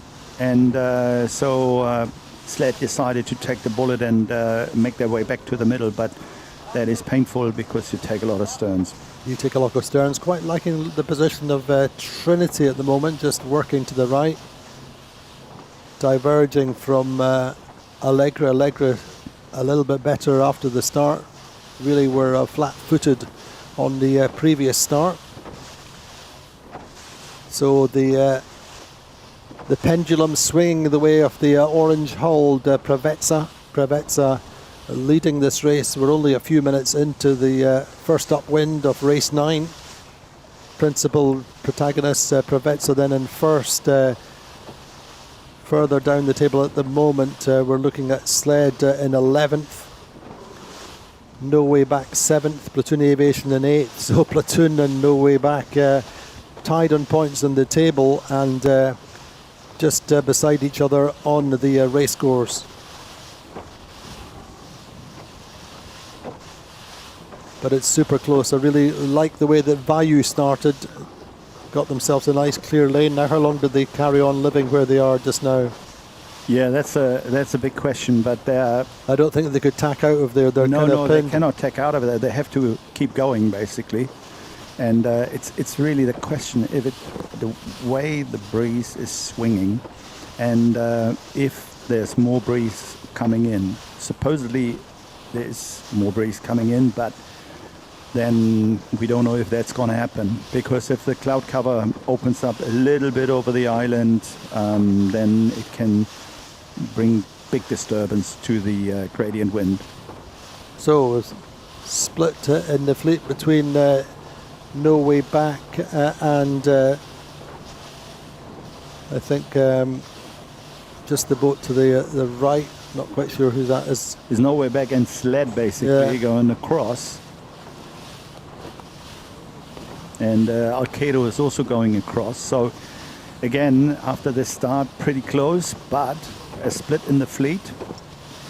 And then, as you said, you know, which direction or which way the pendulum swings is the important thing. It's a waiting game on this left side for sure for Provezza. Yeah. Alpha Plus going well once again, I think. It's still a bit to go to the ley line, but then, yeah, hard to say. I mean, in comparison to the last direction of the weather mark, we are like 30 degrees further to the left. Mm-hmm. So that is how the breeze has swung around in general. But then, will it swing even further, or will it go back? Interesting, just watching Provezza. Provezza, certainly the bow coming down now, whether that's indicative of lighter pressure as they get up the track, or whether there's a little bit of a header for them, or whether they're just looking for pace, which they can do. They're obviously pinned with the Gladiator to weather. Say a waiting game for Provezza at the moment, although they are credited with the lead. Yeah, they would certainly like to bank something, I think, at some point. They're going really well, though, aren't they? They go really well right now, but they can't do much besides going straight. Gladiator in that mix. So in terms of the tracker, this left side looking slightly better. Gladiator can't do much either, because they are pressured by Vayu on top of them. So if Gladiator attacks, they have to take the stern of Vayu too. So it is indeed. Vayu, of course, tactician is Manu Weiler. Vayu led the regatta after day one. Manu Weiler is the Palma hotshot. Led Vayu to that memorable win in Newport a few years ago. Yeah, it's a massive split in the fleet. It's the guys on the right hand side. If there's a little swing in the breeze and the breeze goes right, I mean, it's a lot of leverage. God, we talk about hero to zero in this fleet. I mean, exactly. Their sled winning rate, they've gone 13th in race 7, first in race 8, and the moment they are 14th. It's the emotional roller coaster could not be more pronounced at the moment in this 14 boat fleet. Alpha Plus, I think 4th in the last race, 2nd to last at the moment. But this is what you'd expect in an offshore breeze. Yeah, definitely. I mean, it's the guys on the left-hand side, they're getting close to the ley line now, and well, it's a bit of a waiting game. It is for a the bit guys on Provezza. Certainly, they look fairly cool, calm, and collected on board. Provezza just now on board. I think that was briefly with Trinity Racing, but the Alpha Plus. But these 3 boats on the left now. Then Provezza go. Provezza make their tack, Timmy. Yeah, they tacked, and the guys that were very, very far on the right-hand side, like a Teasing machine, they are on the tracker ahead. But as said, you know, it can swing back and forth. So now it's a question if Provezza, when they get across, if they can live on the hip of Gladiator, whereas Gladiator is pressured by Vayu, so not a good position for Gladiator. So if they're falling into Vayu, then that's no good either.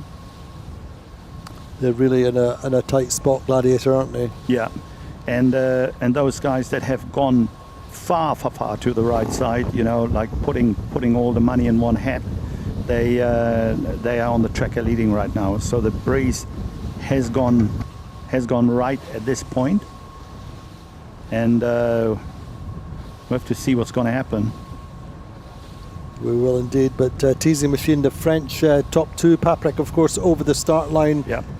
gunning back into the race in second, and pushing the right-hand side straight off the line. Crioula out there as well. Platoon Aviation looking good for them. They are 8 points behind the lead. Let's have a quick look at the projected points table, just for the hell of it. See how it would stack up if the position stayed the same. Well, it would be still a regatta win for sled, or a race win. Sorry, a lead for sled going into the final race. Platoon Aviation strengthening their hand at the moment, and Provezza would be third. Crioula fourth. No Way Back fifth. Alkedo Vitamina in sixth, and Gladiator. So really swings and roundabouts, Timmy, isn't it? Everything to play for. It's Very much so. Fabulous racing. The right coming in strong. Trinity also doing quite well. Yeah, I mean, from the guys on the left-hand side that started left-hand side and middle, it's basically Folding. yeah, it's but it's the boats in the middle, like that can make the most out of it. You know, they're not hurt so much, so they can still gain from it in terms of being in the mix. But if you're in the corners, then it's do or die. And at the moment, it looks like Provezza are paying the price, but all credit to them for backing themselves. The left came good in the previous race for sled. Yeah, it's a matter of the breeze is swinging or will swing back to the left, or if it remains as it is. So Teasing Machine, they were, you know, starting on the right-hand side and hammering it hard into the right corner. And yes, you can gain from that, but it's really from hero to zero and back. We'll see what's going to happen. In their case, 0 to hero. Yeah, 0 to hero. 14th in the last race. First at the moment. Provezza deep just now. Yeah, they're also like in the mix, you know. They're basically hammered by the other boats, and Crioula has tacked on them, and now they have to tack out again. And Caballo Loco it is. yeah, Caballo Loco, sorry. So sometimes it snowballs from there. But just keeping an eye on the tracker, it may not be the case that the breeze stays on that right phase. We shall see. But we're already in the last third of the beat, so it's not much, you know, not much time left basically for substantial shifts that can pay off. Trinity Racing in the mix, 11th in the previous race. But you can see the puffs as we get further up the course. You can see the puffs, the gusts on the water, and the lighter lulls. But at the moment, Teasing Machine are fully launched. Timmy, they're over completely. They're over 200 meters clear. They're completely launched, and if you think about Paprec being over the line early and going back and then hitting the right corner, I mean, good on them. well done, Loic. It's a bit of an offshore approach, maybe. Maybe, but once again, let's give some kudos to Crioula up there in 5th. I can still see them finishing on the podium at the end of today. Just unspectacular in a nice way. Absolutely. Just dependable. And kind of almost got the hallmarks of the Terry Hutchison approach, just not pushing to the corners and being able to take places bit by bit. Sled have got back into this a little bit, but it's changing all the time, isn't it? It does. Sled it out does. in that right. It does, but the right-hand side, they with the advantage they had, with the shift they got, they had the chance to push towards the middle and get into the middle, and therefore, consolidate and staying ahead of the fleet that was coming from the left-hand side. So they have closed the door, basically. At the moment, Sled, I think, pushing out to the right-hand side, getting to starboard ley line, are getting towards the starboard ley line. They're just going to consolidate, bank what they had, and the main thing is damage limitation, not losing any more places. Yeah. As Eric de Turkheim, the French owner-driver, leading up to the windward mark with a substantial lead. They won race number 5 of the regatta, the middle race, and this would help them a little bit. They are in 12th overall, but they're 13 points behind Vayu. Sorry, I beg your pardon, 7 points behind Vayu. Anyway, the French boat, former Gladiator, going round the top mark with a big lead over their compatriots on Paprec. Friends and rivals.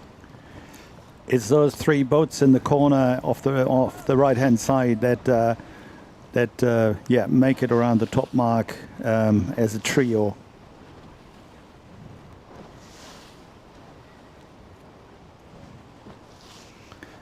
It's also Trinity up there,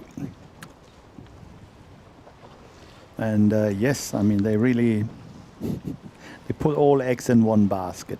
Sometimes you make it home with those eggs. Sometimes an unexpected omelette. As well.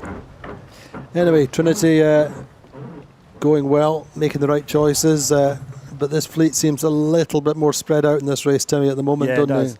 It was this massive shift, it's really a big right-hander, and that put the tables upside down.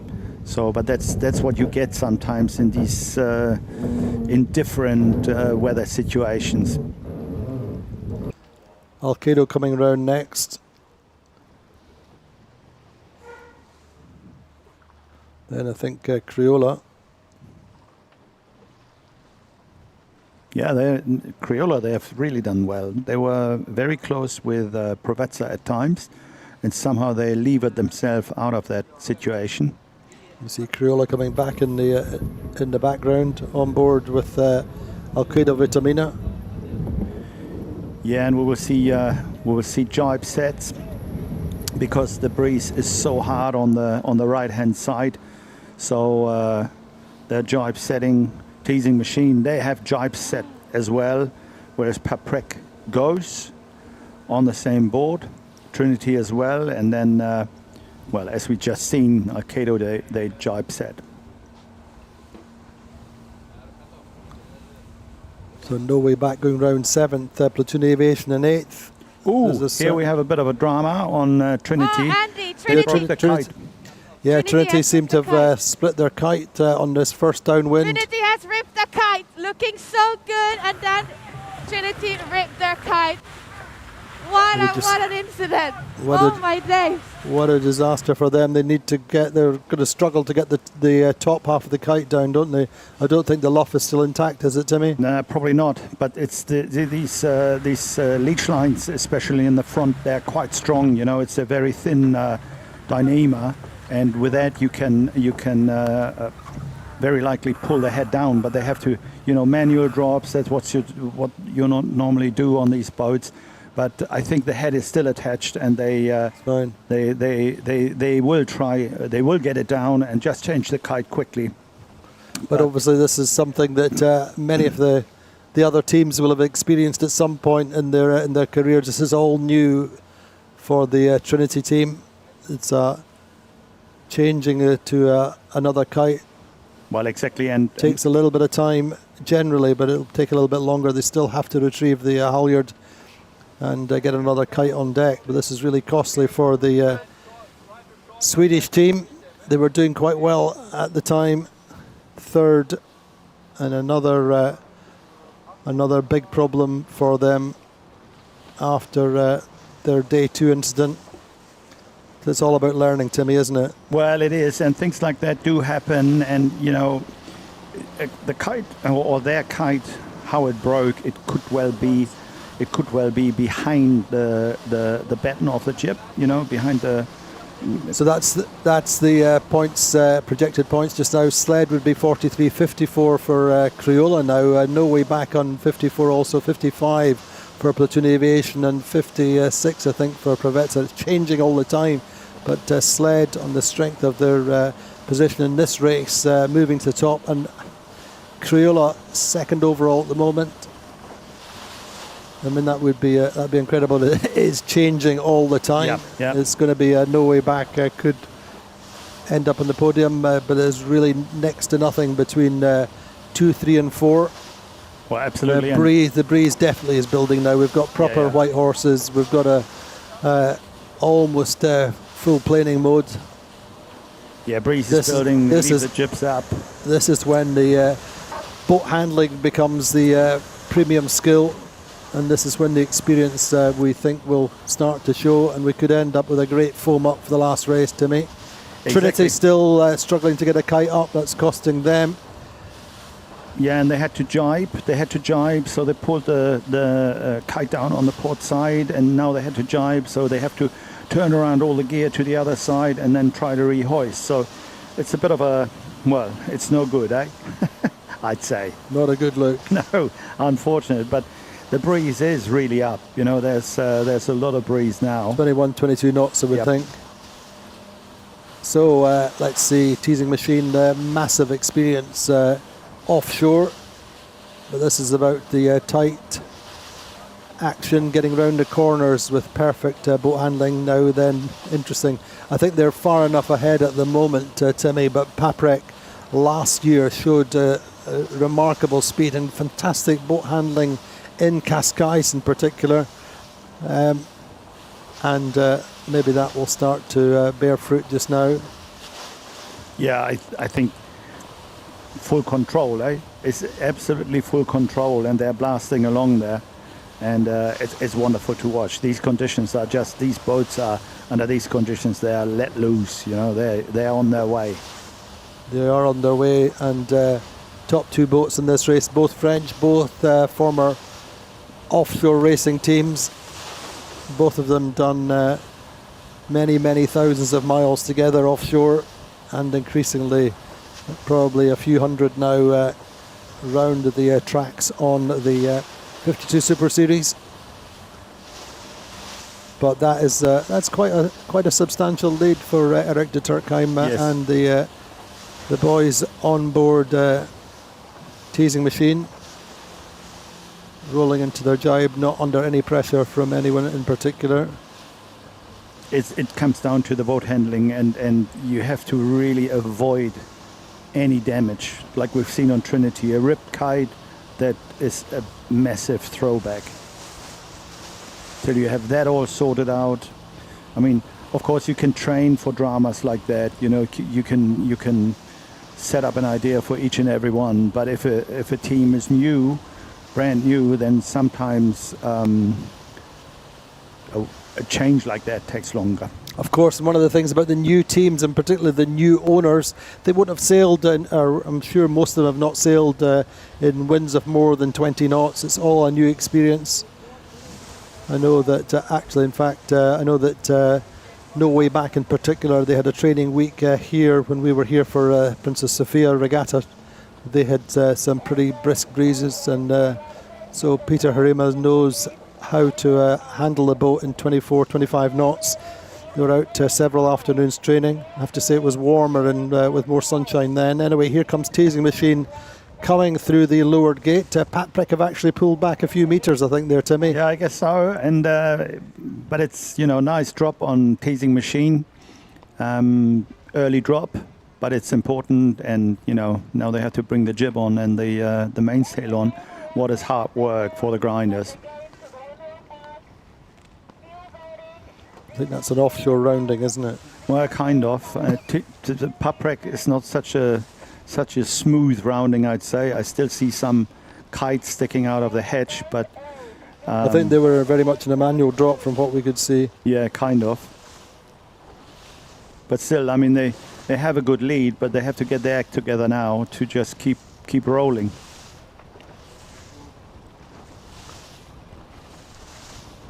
So And- next will be sled. Yeah, and we have a course change, I'd say. I just heard the beeping. There will be a course change. New change of course, the bearing from the windward, from the leeward to mark the windward mark is now 045, 1.7 miles. So she's actually shortened up the beat a little bit, just to keep things tight, and 20 to 24 knots on the race course at the moment. 045, so it's about 6 degrees to the right. So sled round in third, Crioula fourth, no way back. Now have a boat between them and Platoon Aviation as Alkedo, Vitamina come through. So Teasing Machine, Paprec, sled, Crioula. It's in this breeze, the mark roundings is really hard, you know, to drive the boat around like smooth and get the sails in at the same time to get the maximum out of it and set up properly for the upwind. Nice rounding from Alkedo here. Alkedo on the left mark, Platoon I think on the right. But great conditions now, fantastic. Strongest breeze we've seen all week. It's going to be a great finale, great final race. But the fleet is starting to spread out. Wow, Gladiator comes in with pace and makes the inside. That's pretty cool. Makes the inside of Alpha Plus. Very, very well executed. And tacking just after the mark. I mean, again, Gage Parada, there's not much that you can tell him about 52 he doesn't know, or how to sail one. Now that was very well executed of Gladiator. Very, very nice rounding, and with pace, and with a pace into the deck straight away. So that will give them a couple of meters, I'm sure. However, they're pretty deep. 10th at the moment. Caballo Loco 11th. Provezza down in 12th. Vayu 13th. Yeah, but you have to cherish on the maneuvers as well a little bit. Exactly, enjoy it. You know, this is part of it, and it helps.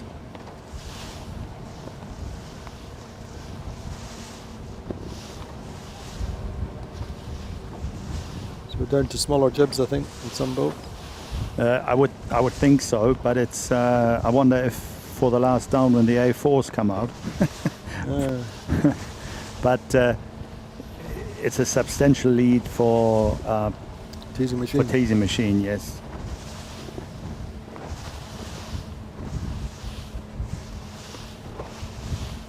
So tough race for Trinity Racing, losing that kite on the first run. Yeah, that's really hard. That's not nice. That's painful. I'm not sure, did we see them with a kite up at all coming into the leeward gate? They're certainly quite a long way behind Provezza. Provezza really another tough race for them. Well, I mean, the kite broke, but we don't know what else broke. So maybe there's some problems occurred from that broken kite that makes it even hard to get it back up again. Teasing Machine, the whole team hiking hard. Every little bit of hiking gives you power upwind. So the guys, they're hanging there really hard over the rail, over the lower lifeline.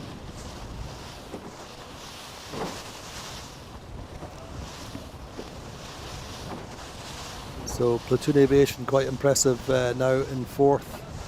They have a boat between them and no way back. And Yeah, I think confidence building on Platoon Aviation. I'm quite sure that a place in the podium at the end of the regatta would be a platform foundation for the team to work on. Well, the way it looks like it right now is that the breeze seems to go even further right, so that is an advantage to Paprec over Teasing Machine. So we have the full French battle at the front of the leaderboard. that breeze is right up now. We're probably 21, 22 knots, something like that.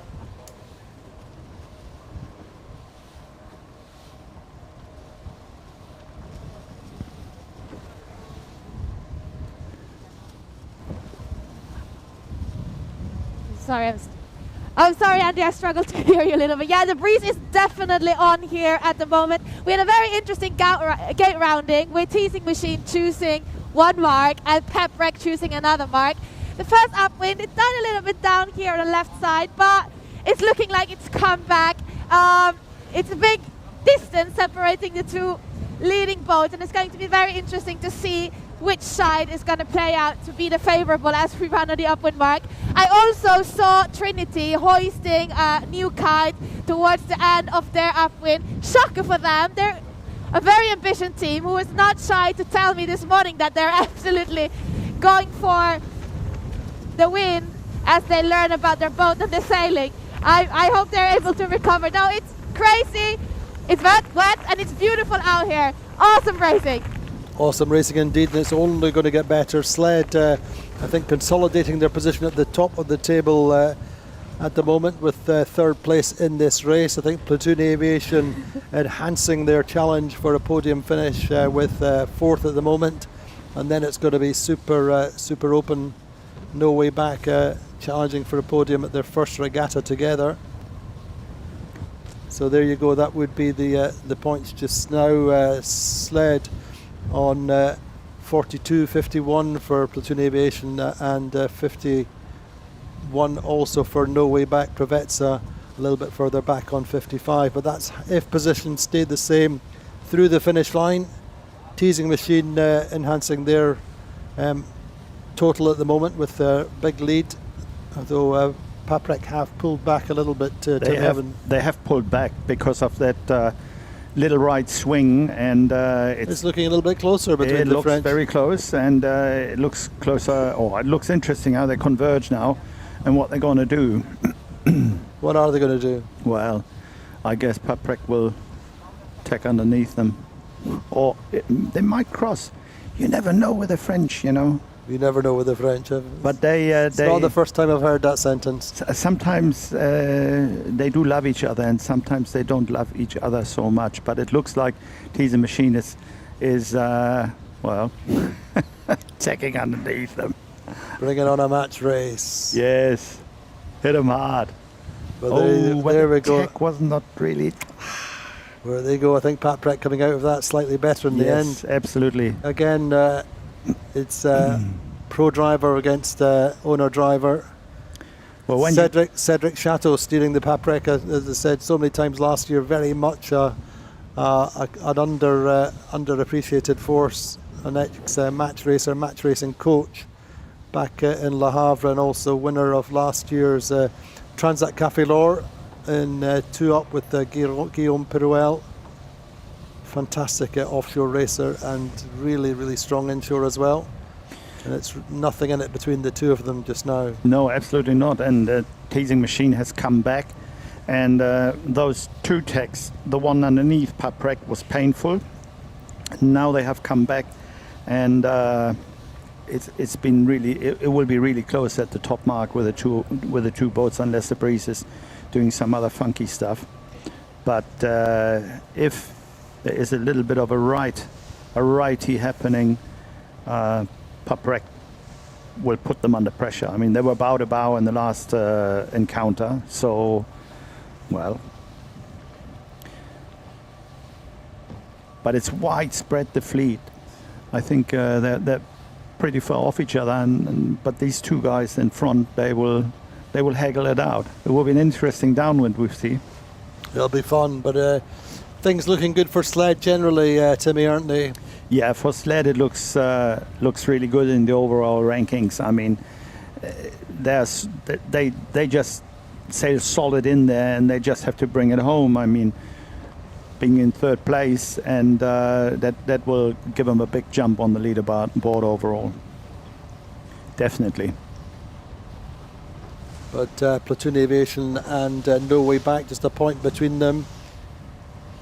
Provezza not far behind, can still be some some action in this last race, especially in this breeze. Oh, absolutely, and it will come down to boat handling downwind. You know, proper mark roundings, proper hoist, and then going fast, proper boat handling. The jibes have to really stick, and yeah, no dramas. If they don't have, if a boat has no dramas, then you'll be home shiny. So here we come again, next encounter with a Paprec and Teasing Machine. And Paprec, I think, ahead. oh yes, Paprec is ahead, and Teasing Machine tried to duck him. So now they're really, they're Put themselves in the well, exactly. interesting.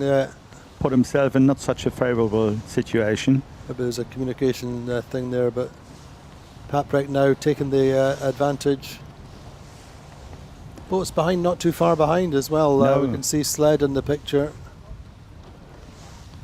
Obviously, our massive zoom lenses that we use on our media boat foreshorten the angle of the perspective.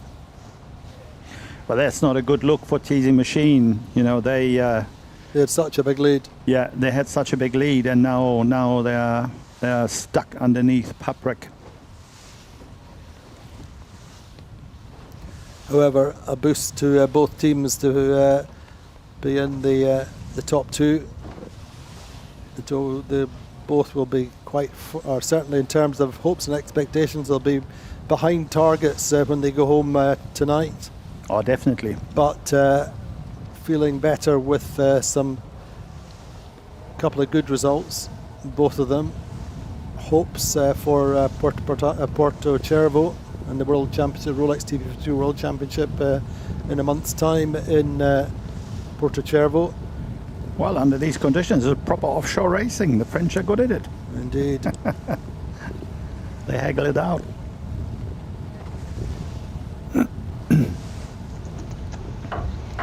There we go, Platoon Aviation and No Way Back, Vasco Vascotto versus Terry Hutchison, Terry and Morgan, Michele Avaldi on the No Way Back after guard. Platoon Aviation, Juan Villa, navigator, strategist is Jordi Calafat, tactician Vasco Vascotto. I mean, between them, Timmy, what a series of curriculum vitae between them, what a series of successes they've all enjoyed. We're really racing at the very, very highest level here. Absolutely, and well, this will become an interesting dance for downwind, these two boats, because and if we get a top mark rounding, it could very well be very similar to our first top mark rounding off the Regatta when we had flags from Terry on Vasco, as indeed we had on the first day of last season in Saint-Tropez. When Terry returned from the America's Cup, the first thing that we had at the windward mark was a flag from Vasco, if I remember rightly, which was ever thus. But I think probably there'll be a little bit of daylight between them, but it's super close. But it's the battle of the French at the moment. Paprec now leading. Yeah, Loic has done a great job in really keeping the boat together. I mean, the bottom mark rounding was not so cool, but that's all right. We give him that.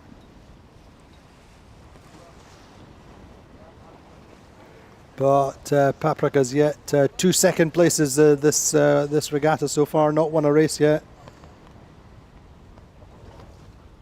No, but it all comes down now to proper boat handling, because the breeze is up. It's a lot of breeze, and it's more like you know, sometimes with these boats you are on the verge. I wouldn't say survival, but you gotta be really quick in trimming the sails properly to the angles. Otherwise, the boat is just tipping over. So Paprec coming round the windward mark, first French boat. Teasing Machine's second French boat, first and second in the race. Vasco versus Terry in the third and fourth at the moment. A quick question, Timmy, from social media. We did a poll. What do you prefer in a TP52 tiller? Is 83% wheels, 17%.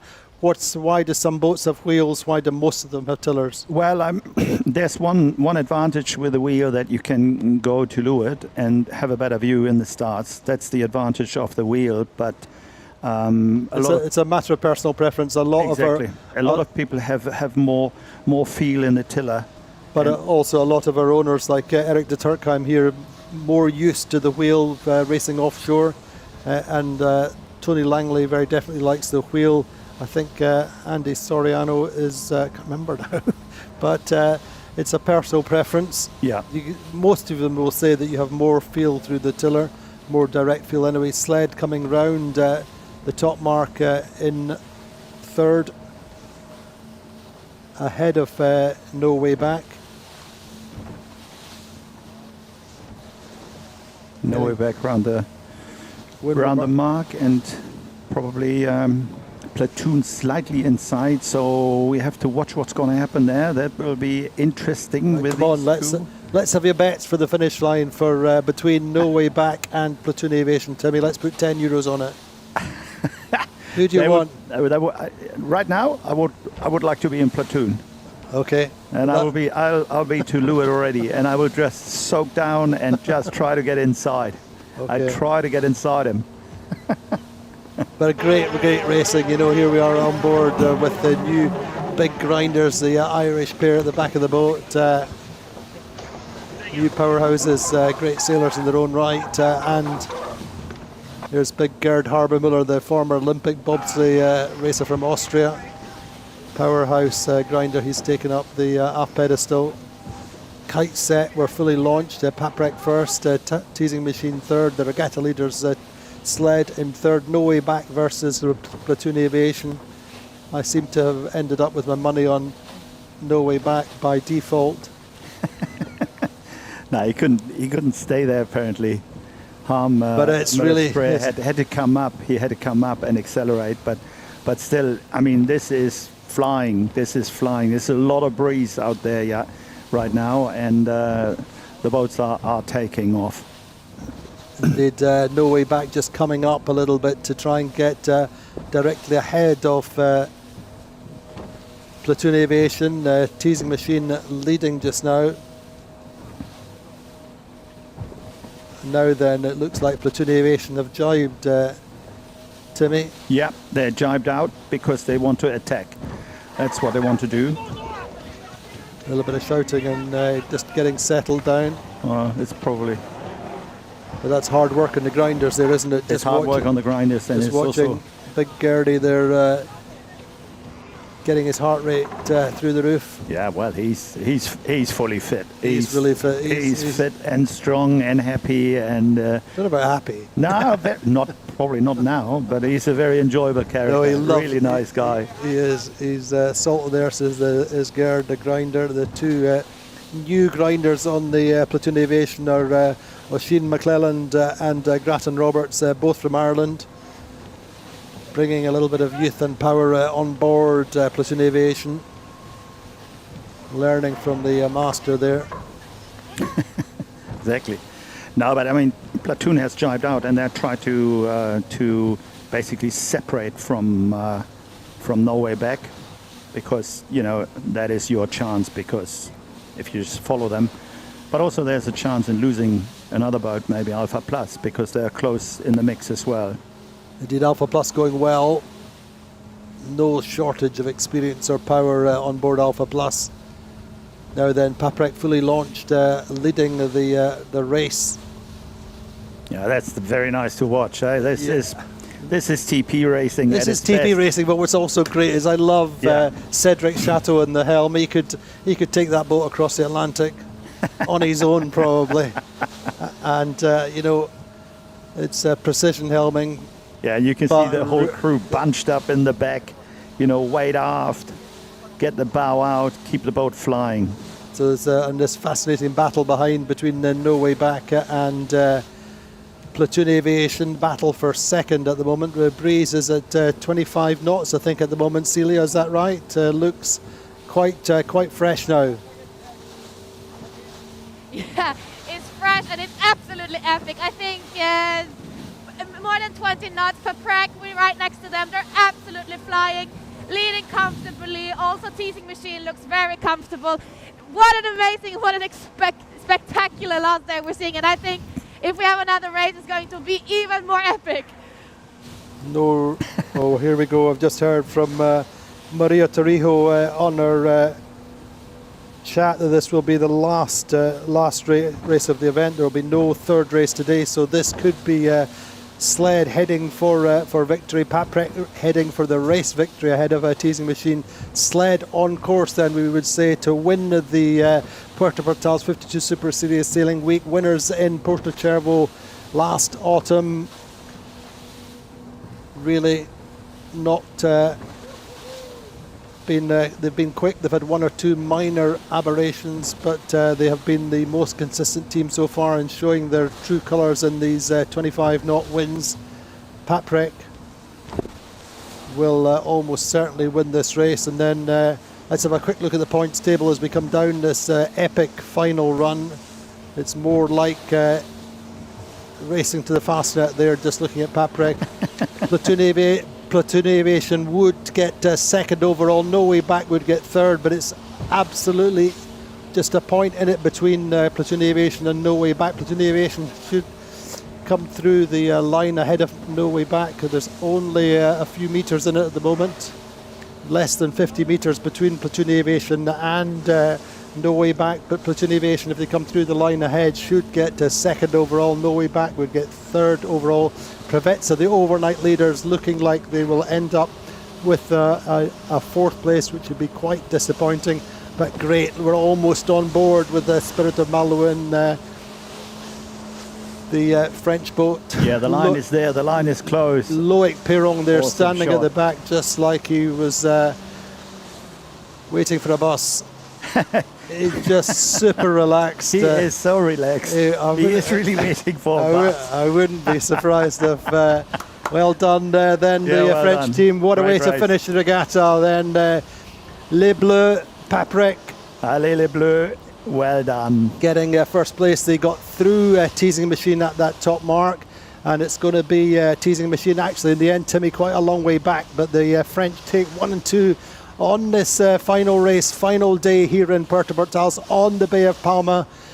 This is going to be a regatta win for Takashi Akura's sled team. Winners, as I say, winners in Porto Cervo, second overall for the season, a statement of intent for the season. So too, you'd have to say, for Vasco Vascotto and the team on board Platoon Aviation. A real roller coaster of a season last year. So many changes, so many disappointments. But Platoon Aviation look to be back. It's still could be close for between them and No Way Back. They should be able to just pull in their jibe. So with a third place through the finish line, it's Takashi Akura's team. That will be a close. 2021 champions coming through to win the first regatta of 2026. Then Platoon Aviation are just going to get there, but under pressure from No Way Back. But it's going to be Platoon Aviation get second for the regatta. Third will be Peter Harima on No Way Back, his first ever regatta. And coming away with the podium. Won the training regatta, if you like, won the Palma Vela, but it's super close between them. But that is our podium settled, we think, for the Puerto Portals 52 Super Series Sailing Week. But all credit then, Timmy, to Sled, the dominant team here this week. Yeah, they have done. They have sailed a great regatta, really. I mean, some mishaps here and there, but that's part of it. Especially in this 14 boat fleet. It's been about consistency, but boats finishing left, right and centre at the moment. Platoon Aviation get fourth, fifth No Way Back, sixth Allegra, nice finish for them, certainly in the top half of the fleet for Andy Soriano and his young team. Luke Patience coming on as a strategist working with Hamish Pepper. Alkedo Vitamina gets 7th on this race. Crioula 8th, Alpha Plus 9th. Gladiator get 10th. Disappointing for them. They were They were in the challenge, in the fight for the podium places. Trinity Racing getting 11th, a little bit of a comeback having lost that kite. Vayu getting 12th, regatta leaders early on in the week, but there we see Caballo Loco coming through in 13th, and unfortunately then Provezza, Timmy, had it all to do today. They Yes. had it, the championship here in Puerto Portals within their grasp, and it's just not been the Turkish team's day, has it? Unfortunately not. I mean, they put also all eggs in one basket, and as you said before, ended up with an omelette being on the left-hand side with a heavy right-hand shift that basically broke them. Indeed, I mean it's food for thought for them for the season, but they'll come away with very disappointed with their performance today, and it's really about learning to close out regattas, Timmy, isn't it? It's about learning to win when you've suffered numerous last day losses over their careers. We saw it a few years ago back with Quantum Racing, the American Quantum Racing powered by American Magic, when they had their young team. But this regatta has been about experience, hasn't it, with the sled team? Yes, absolutely, and it's about the average. It's about the average and the points for the series. I mean, everybody's aiming for the series basically, and sled is just is solid. It's a solid team. It's a solid performance. No doubts here. No doubts, and making a statement for the season, going back to Porto Cervo, where they've won twice, and they're quick, they're well organised, they've got their boat well sorted, and Timmy, they're happy. I think so. I think so. No, Don Cowie and Murray Jones and the likes. Adam Beecher, they will be happy today. They will be happy. I mean, they will be happy campers. I think the big question will be whether Don Cowie's got a flight tonight or tomorrow. If it's tomorrow, I'd imagine there'll be a few beers tonight for Don and some of the boys. But interesting. I spoke with Don well before the regatta. He was just saying they'd made no significant changes to the boat. They've done some work in the sails and the rig settings, but it was that thing. If it ain't broke, don't try and fix it. They had a good regatta. They were confident. They didn't come and do it. I mean, for obvious reasons, they didn't come and do any of the training regattas or training weeks that we had in Palma and in Valencia. Obviously, so many of their sailors are on the other side of the world in New Zealand, so it wasn't necessarily practical. But also, I think, Timmy, they were just confident. Yeah, they were confident, but also, I mean, they're on such high level, the people they have on board. For them, it's just a little bit of tweaking here and there, It's not dramatic or massive changes they have to do to adopt, basically, to the conditions. They know what they're facing, they know what they have to do when they're facing it, and that's the beauty of this team. They did a quick run through the crew on board the yacht. They've got a great backup team. Massive congratulations to the sled shore team. Keeping the boat super reliable over the course of the regatta and fast is all great credit to them. But Ivan Puerto on the bow, Dutch sailor, good friend of Timmy. Ash Edwards, True. Incoming on the mid bow. It's his first regatta on the sled. Yeah. Simon Johnson, the Irish floater. Andrew McCorkadale in the pit. Cian Guilfoyle, grinder. Upwind trim is Ryan Godfrey. Christian Camp is the downwind trimmer. Main trimmer, the legend Don Cowie. Hideki Wakayama is now the aft grinder. Jeremy Lomas, massive experience on the runners. Andrea Vicentini, navigator. Murray Jones on the strategy. Francesco Bruni, the powerhouse tactician, and Takashi Okura, the owner driver. So huge congratulations to the sled team. Celia, your thoughts, please. Yeah, this was what a day this was, and what a way to finish the first round of the 2026 52 Super Series. We're right next to sled. They were giving big high fives, big hugs just now, and really enjoying their great start to the season. Indeed, just watching the powerhouse grounder still in their t-shirts. No wet weather gear required, but here we go. The victory salute from the sled team. 2021 world champions and 2021 circuit champions. Could they win the circuit? To me, no reason not to. No, it's absolutely no reason not to. I mean, it's a solid team, but in comparison, you know, they're all of these boats are on a very, very high level. So it will be an epic battle till the end of the season, for sure. Porto Cervo, what kind of conditions would you imagine we can expect in Porto Cervo in June, Timmy? It's mid to late June. Yeah, mid late June.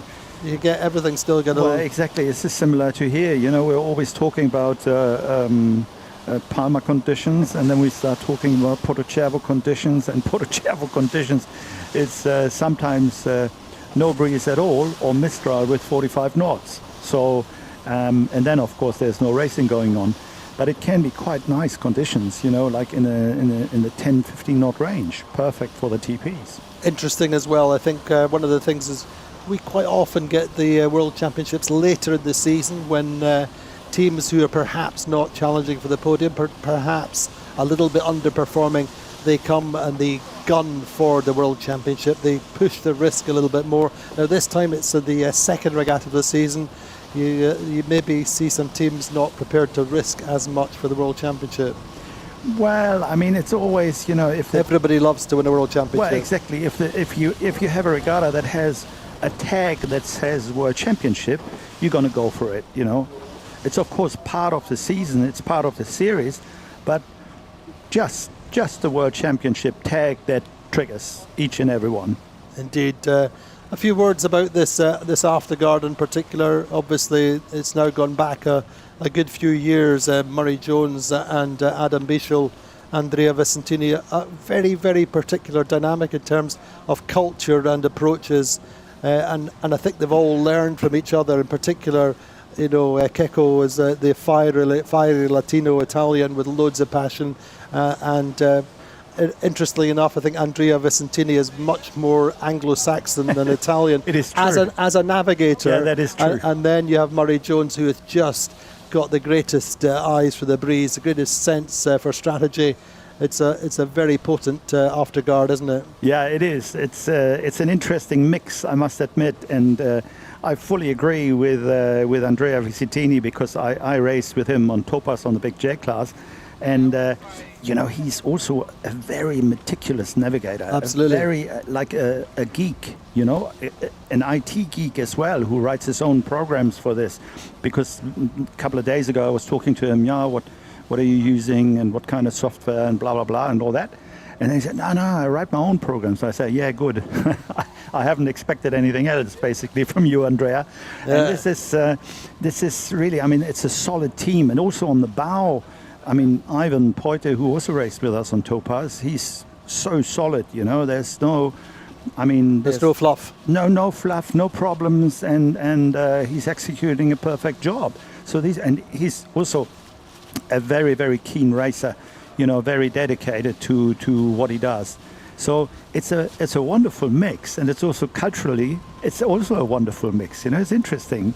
Indeed, they enjoy. I mean, we were talking with Keko, and he was saying the great thing is they all enjoy each other's company. It's a kind of constant banter. You go to the sled container, and it's very rare there's not somebody taking the mic out with somebody else, or they have their little in jokes and everything. But it's supportive, it's collaborative, and they all seem to get on well. And winning a few regattas helps, doesn't it? No, absolutely. I mean, and the likes of Don Cowie. I mean, I've raced with Don on the various Pintas in the mid-90s. You know, He's still got your jacket.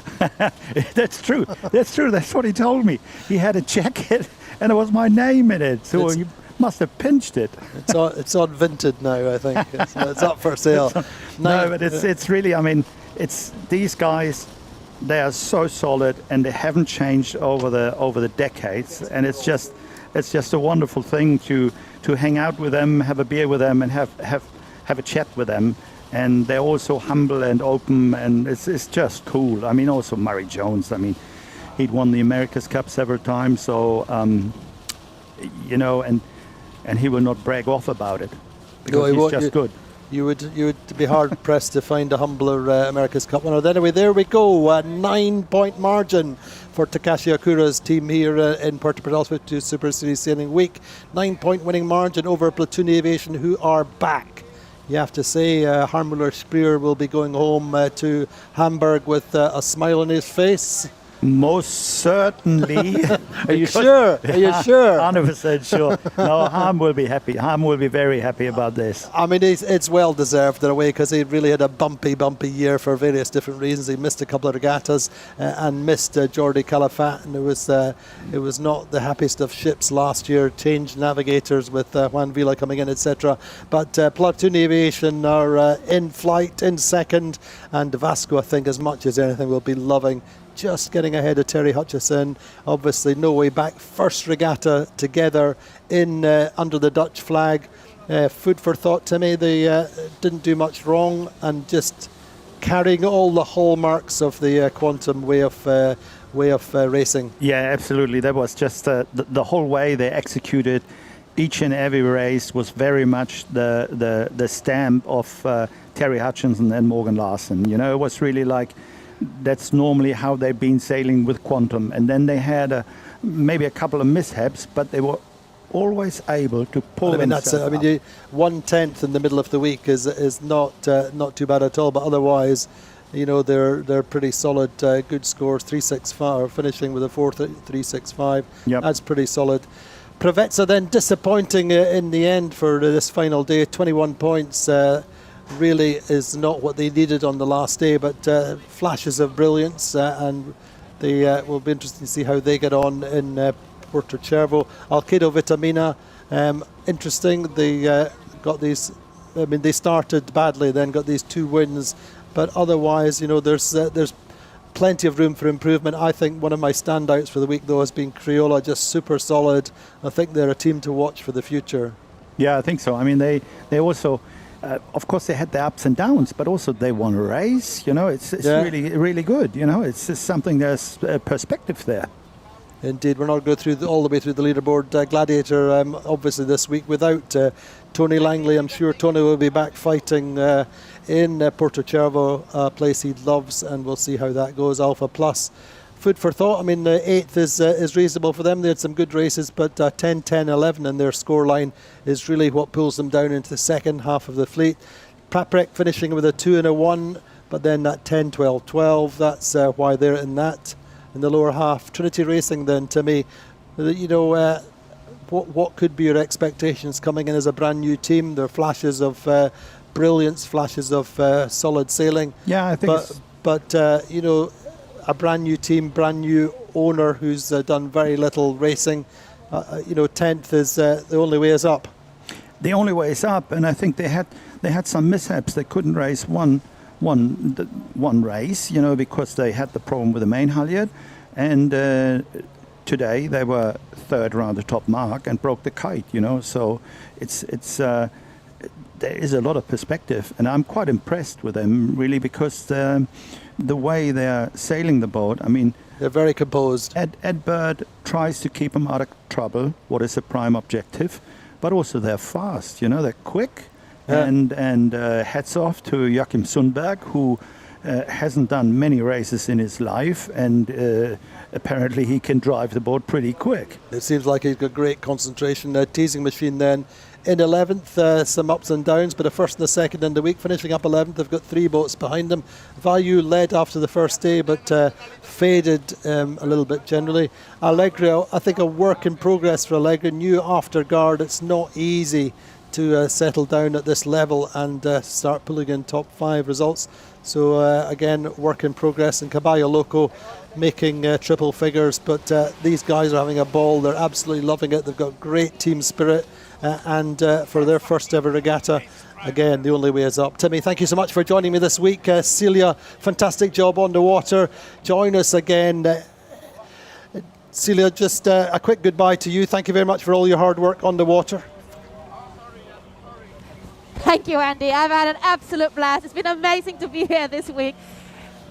Thank you very much, Celia. Anyways, do join us next month in Puerto Rolex TP52 World Championship. The world title is up for grab. A beautiful venue, a real range of conditions always. Let's see who win the worlds, but join us in Puerto in Sardinia in a month's time. Thank you very much.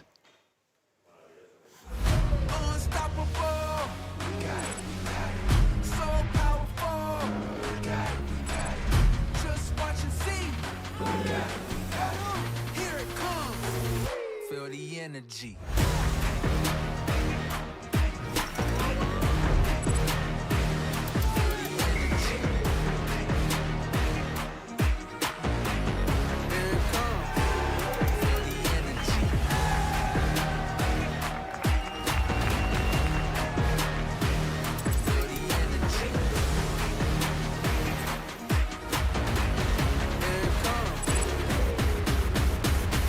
Feel the energy. At Palm Beach Motor Yachts, we build for those who lead. This comes from our history in competitive ocean racing, where advanced technologies and a spirit to win shape our every advantage on the water.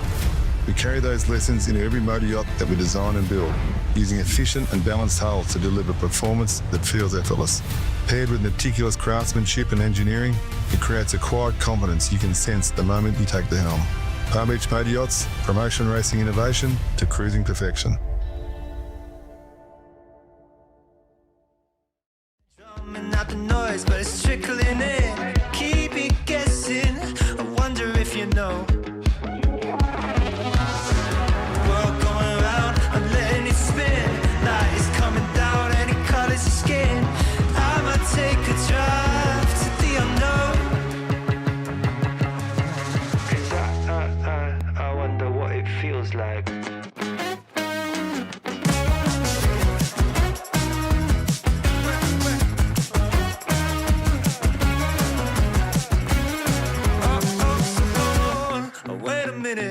Now carry on.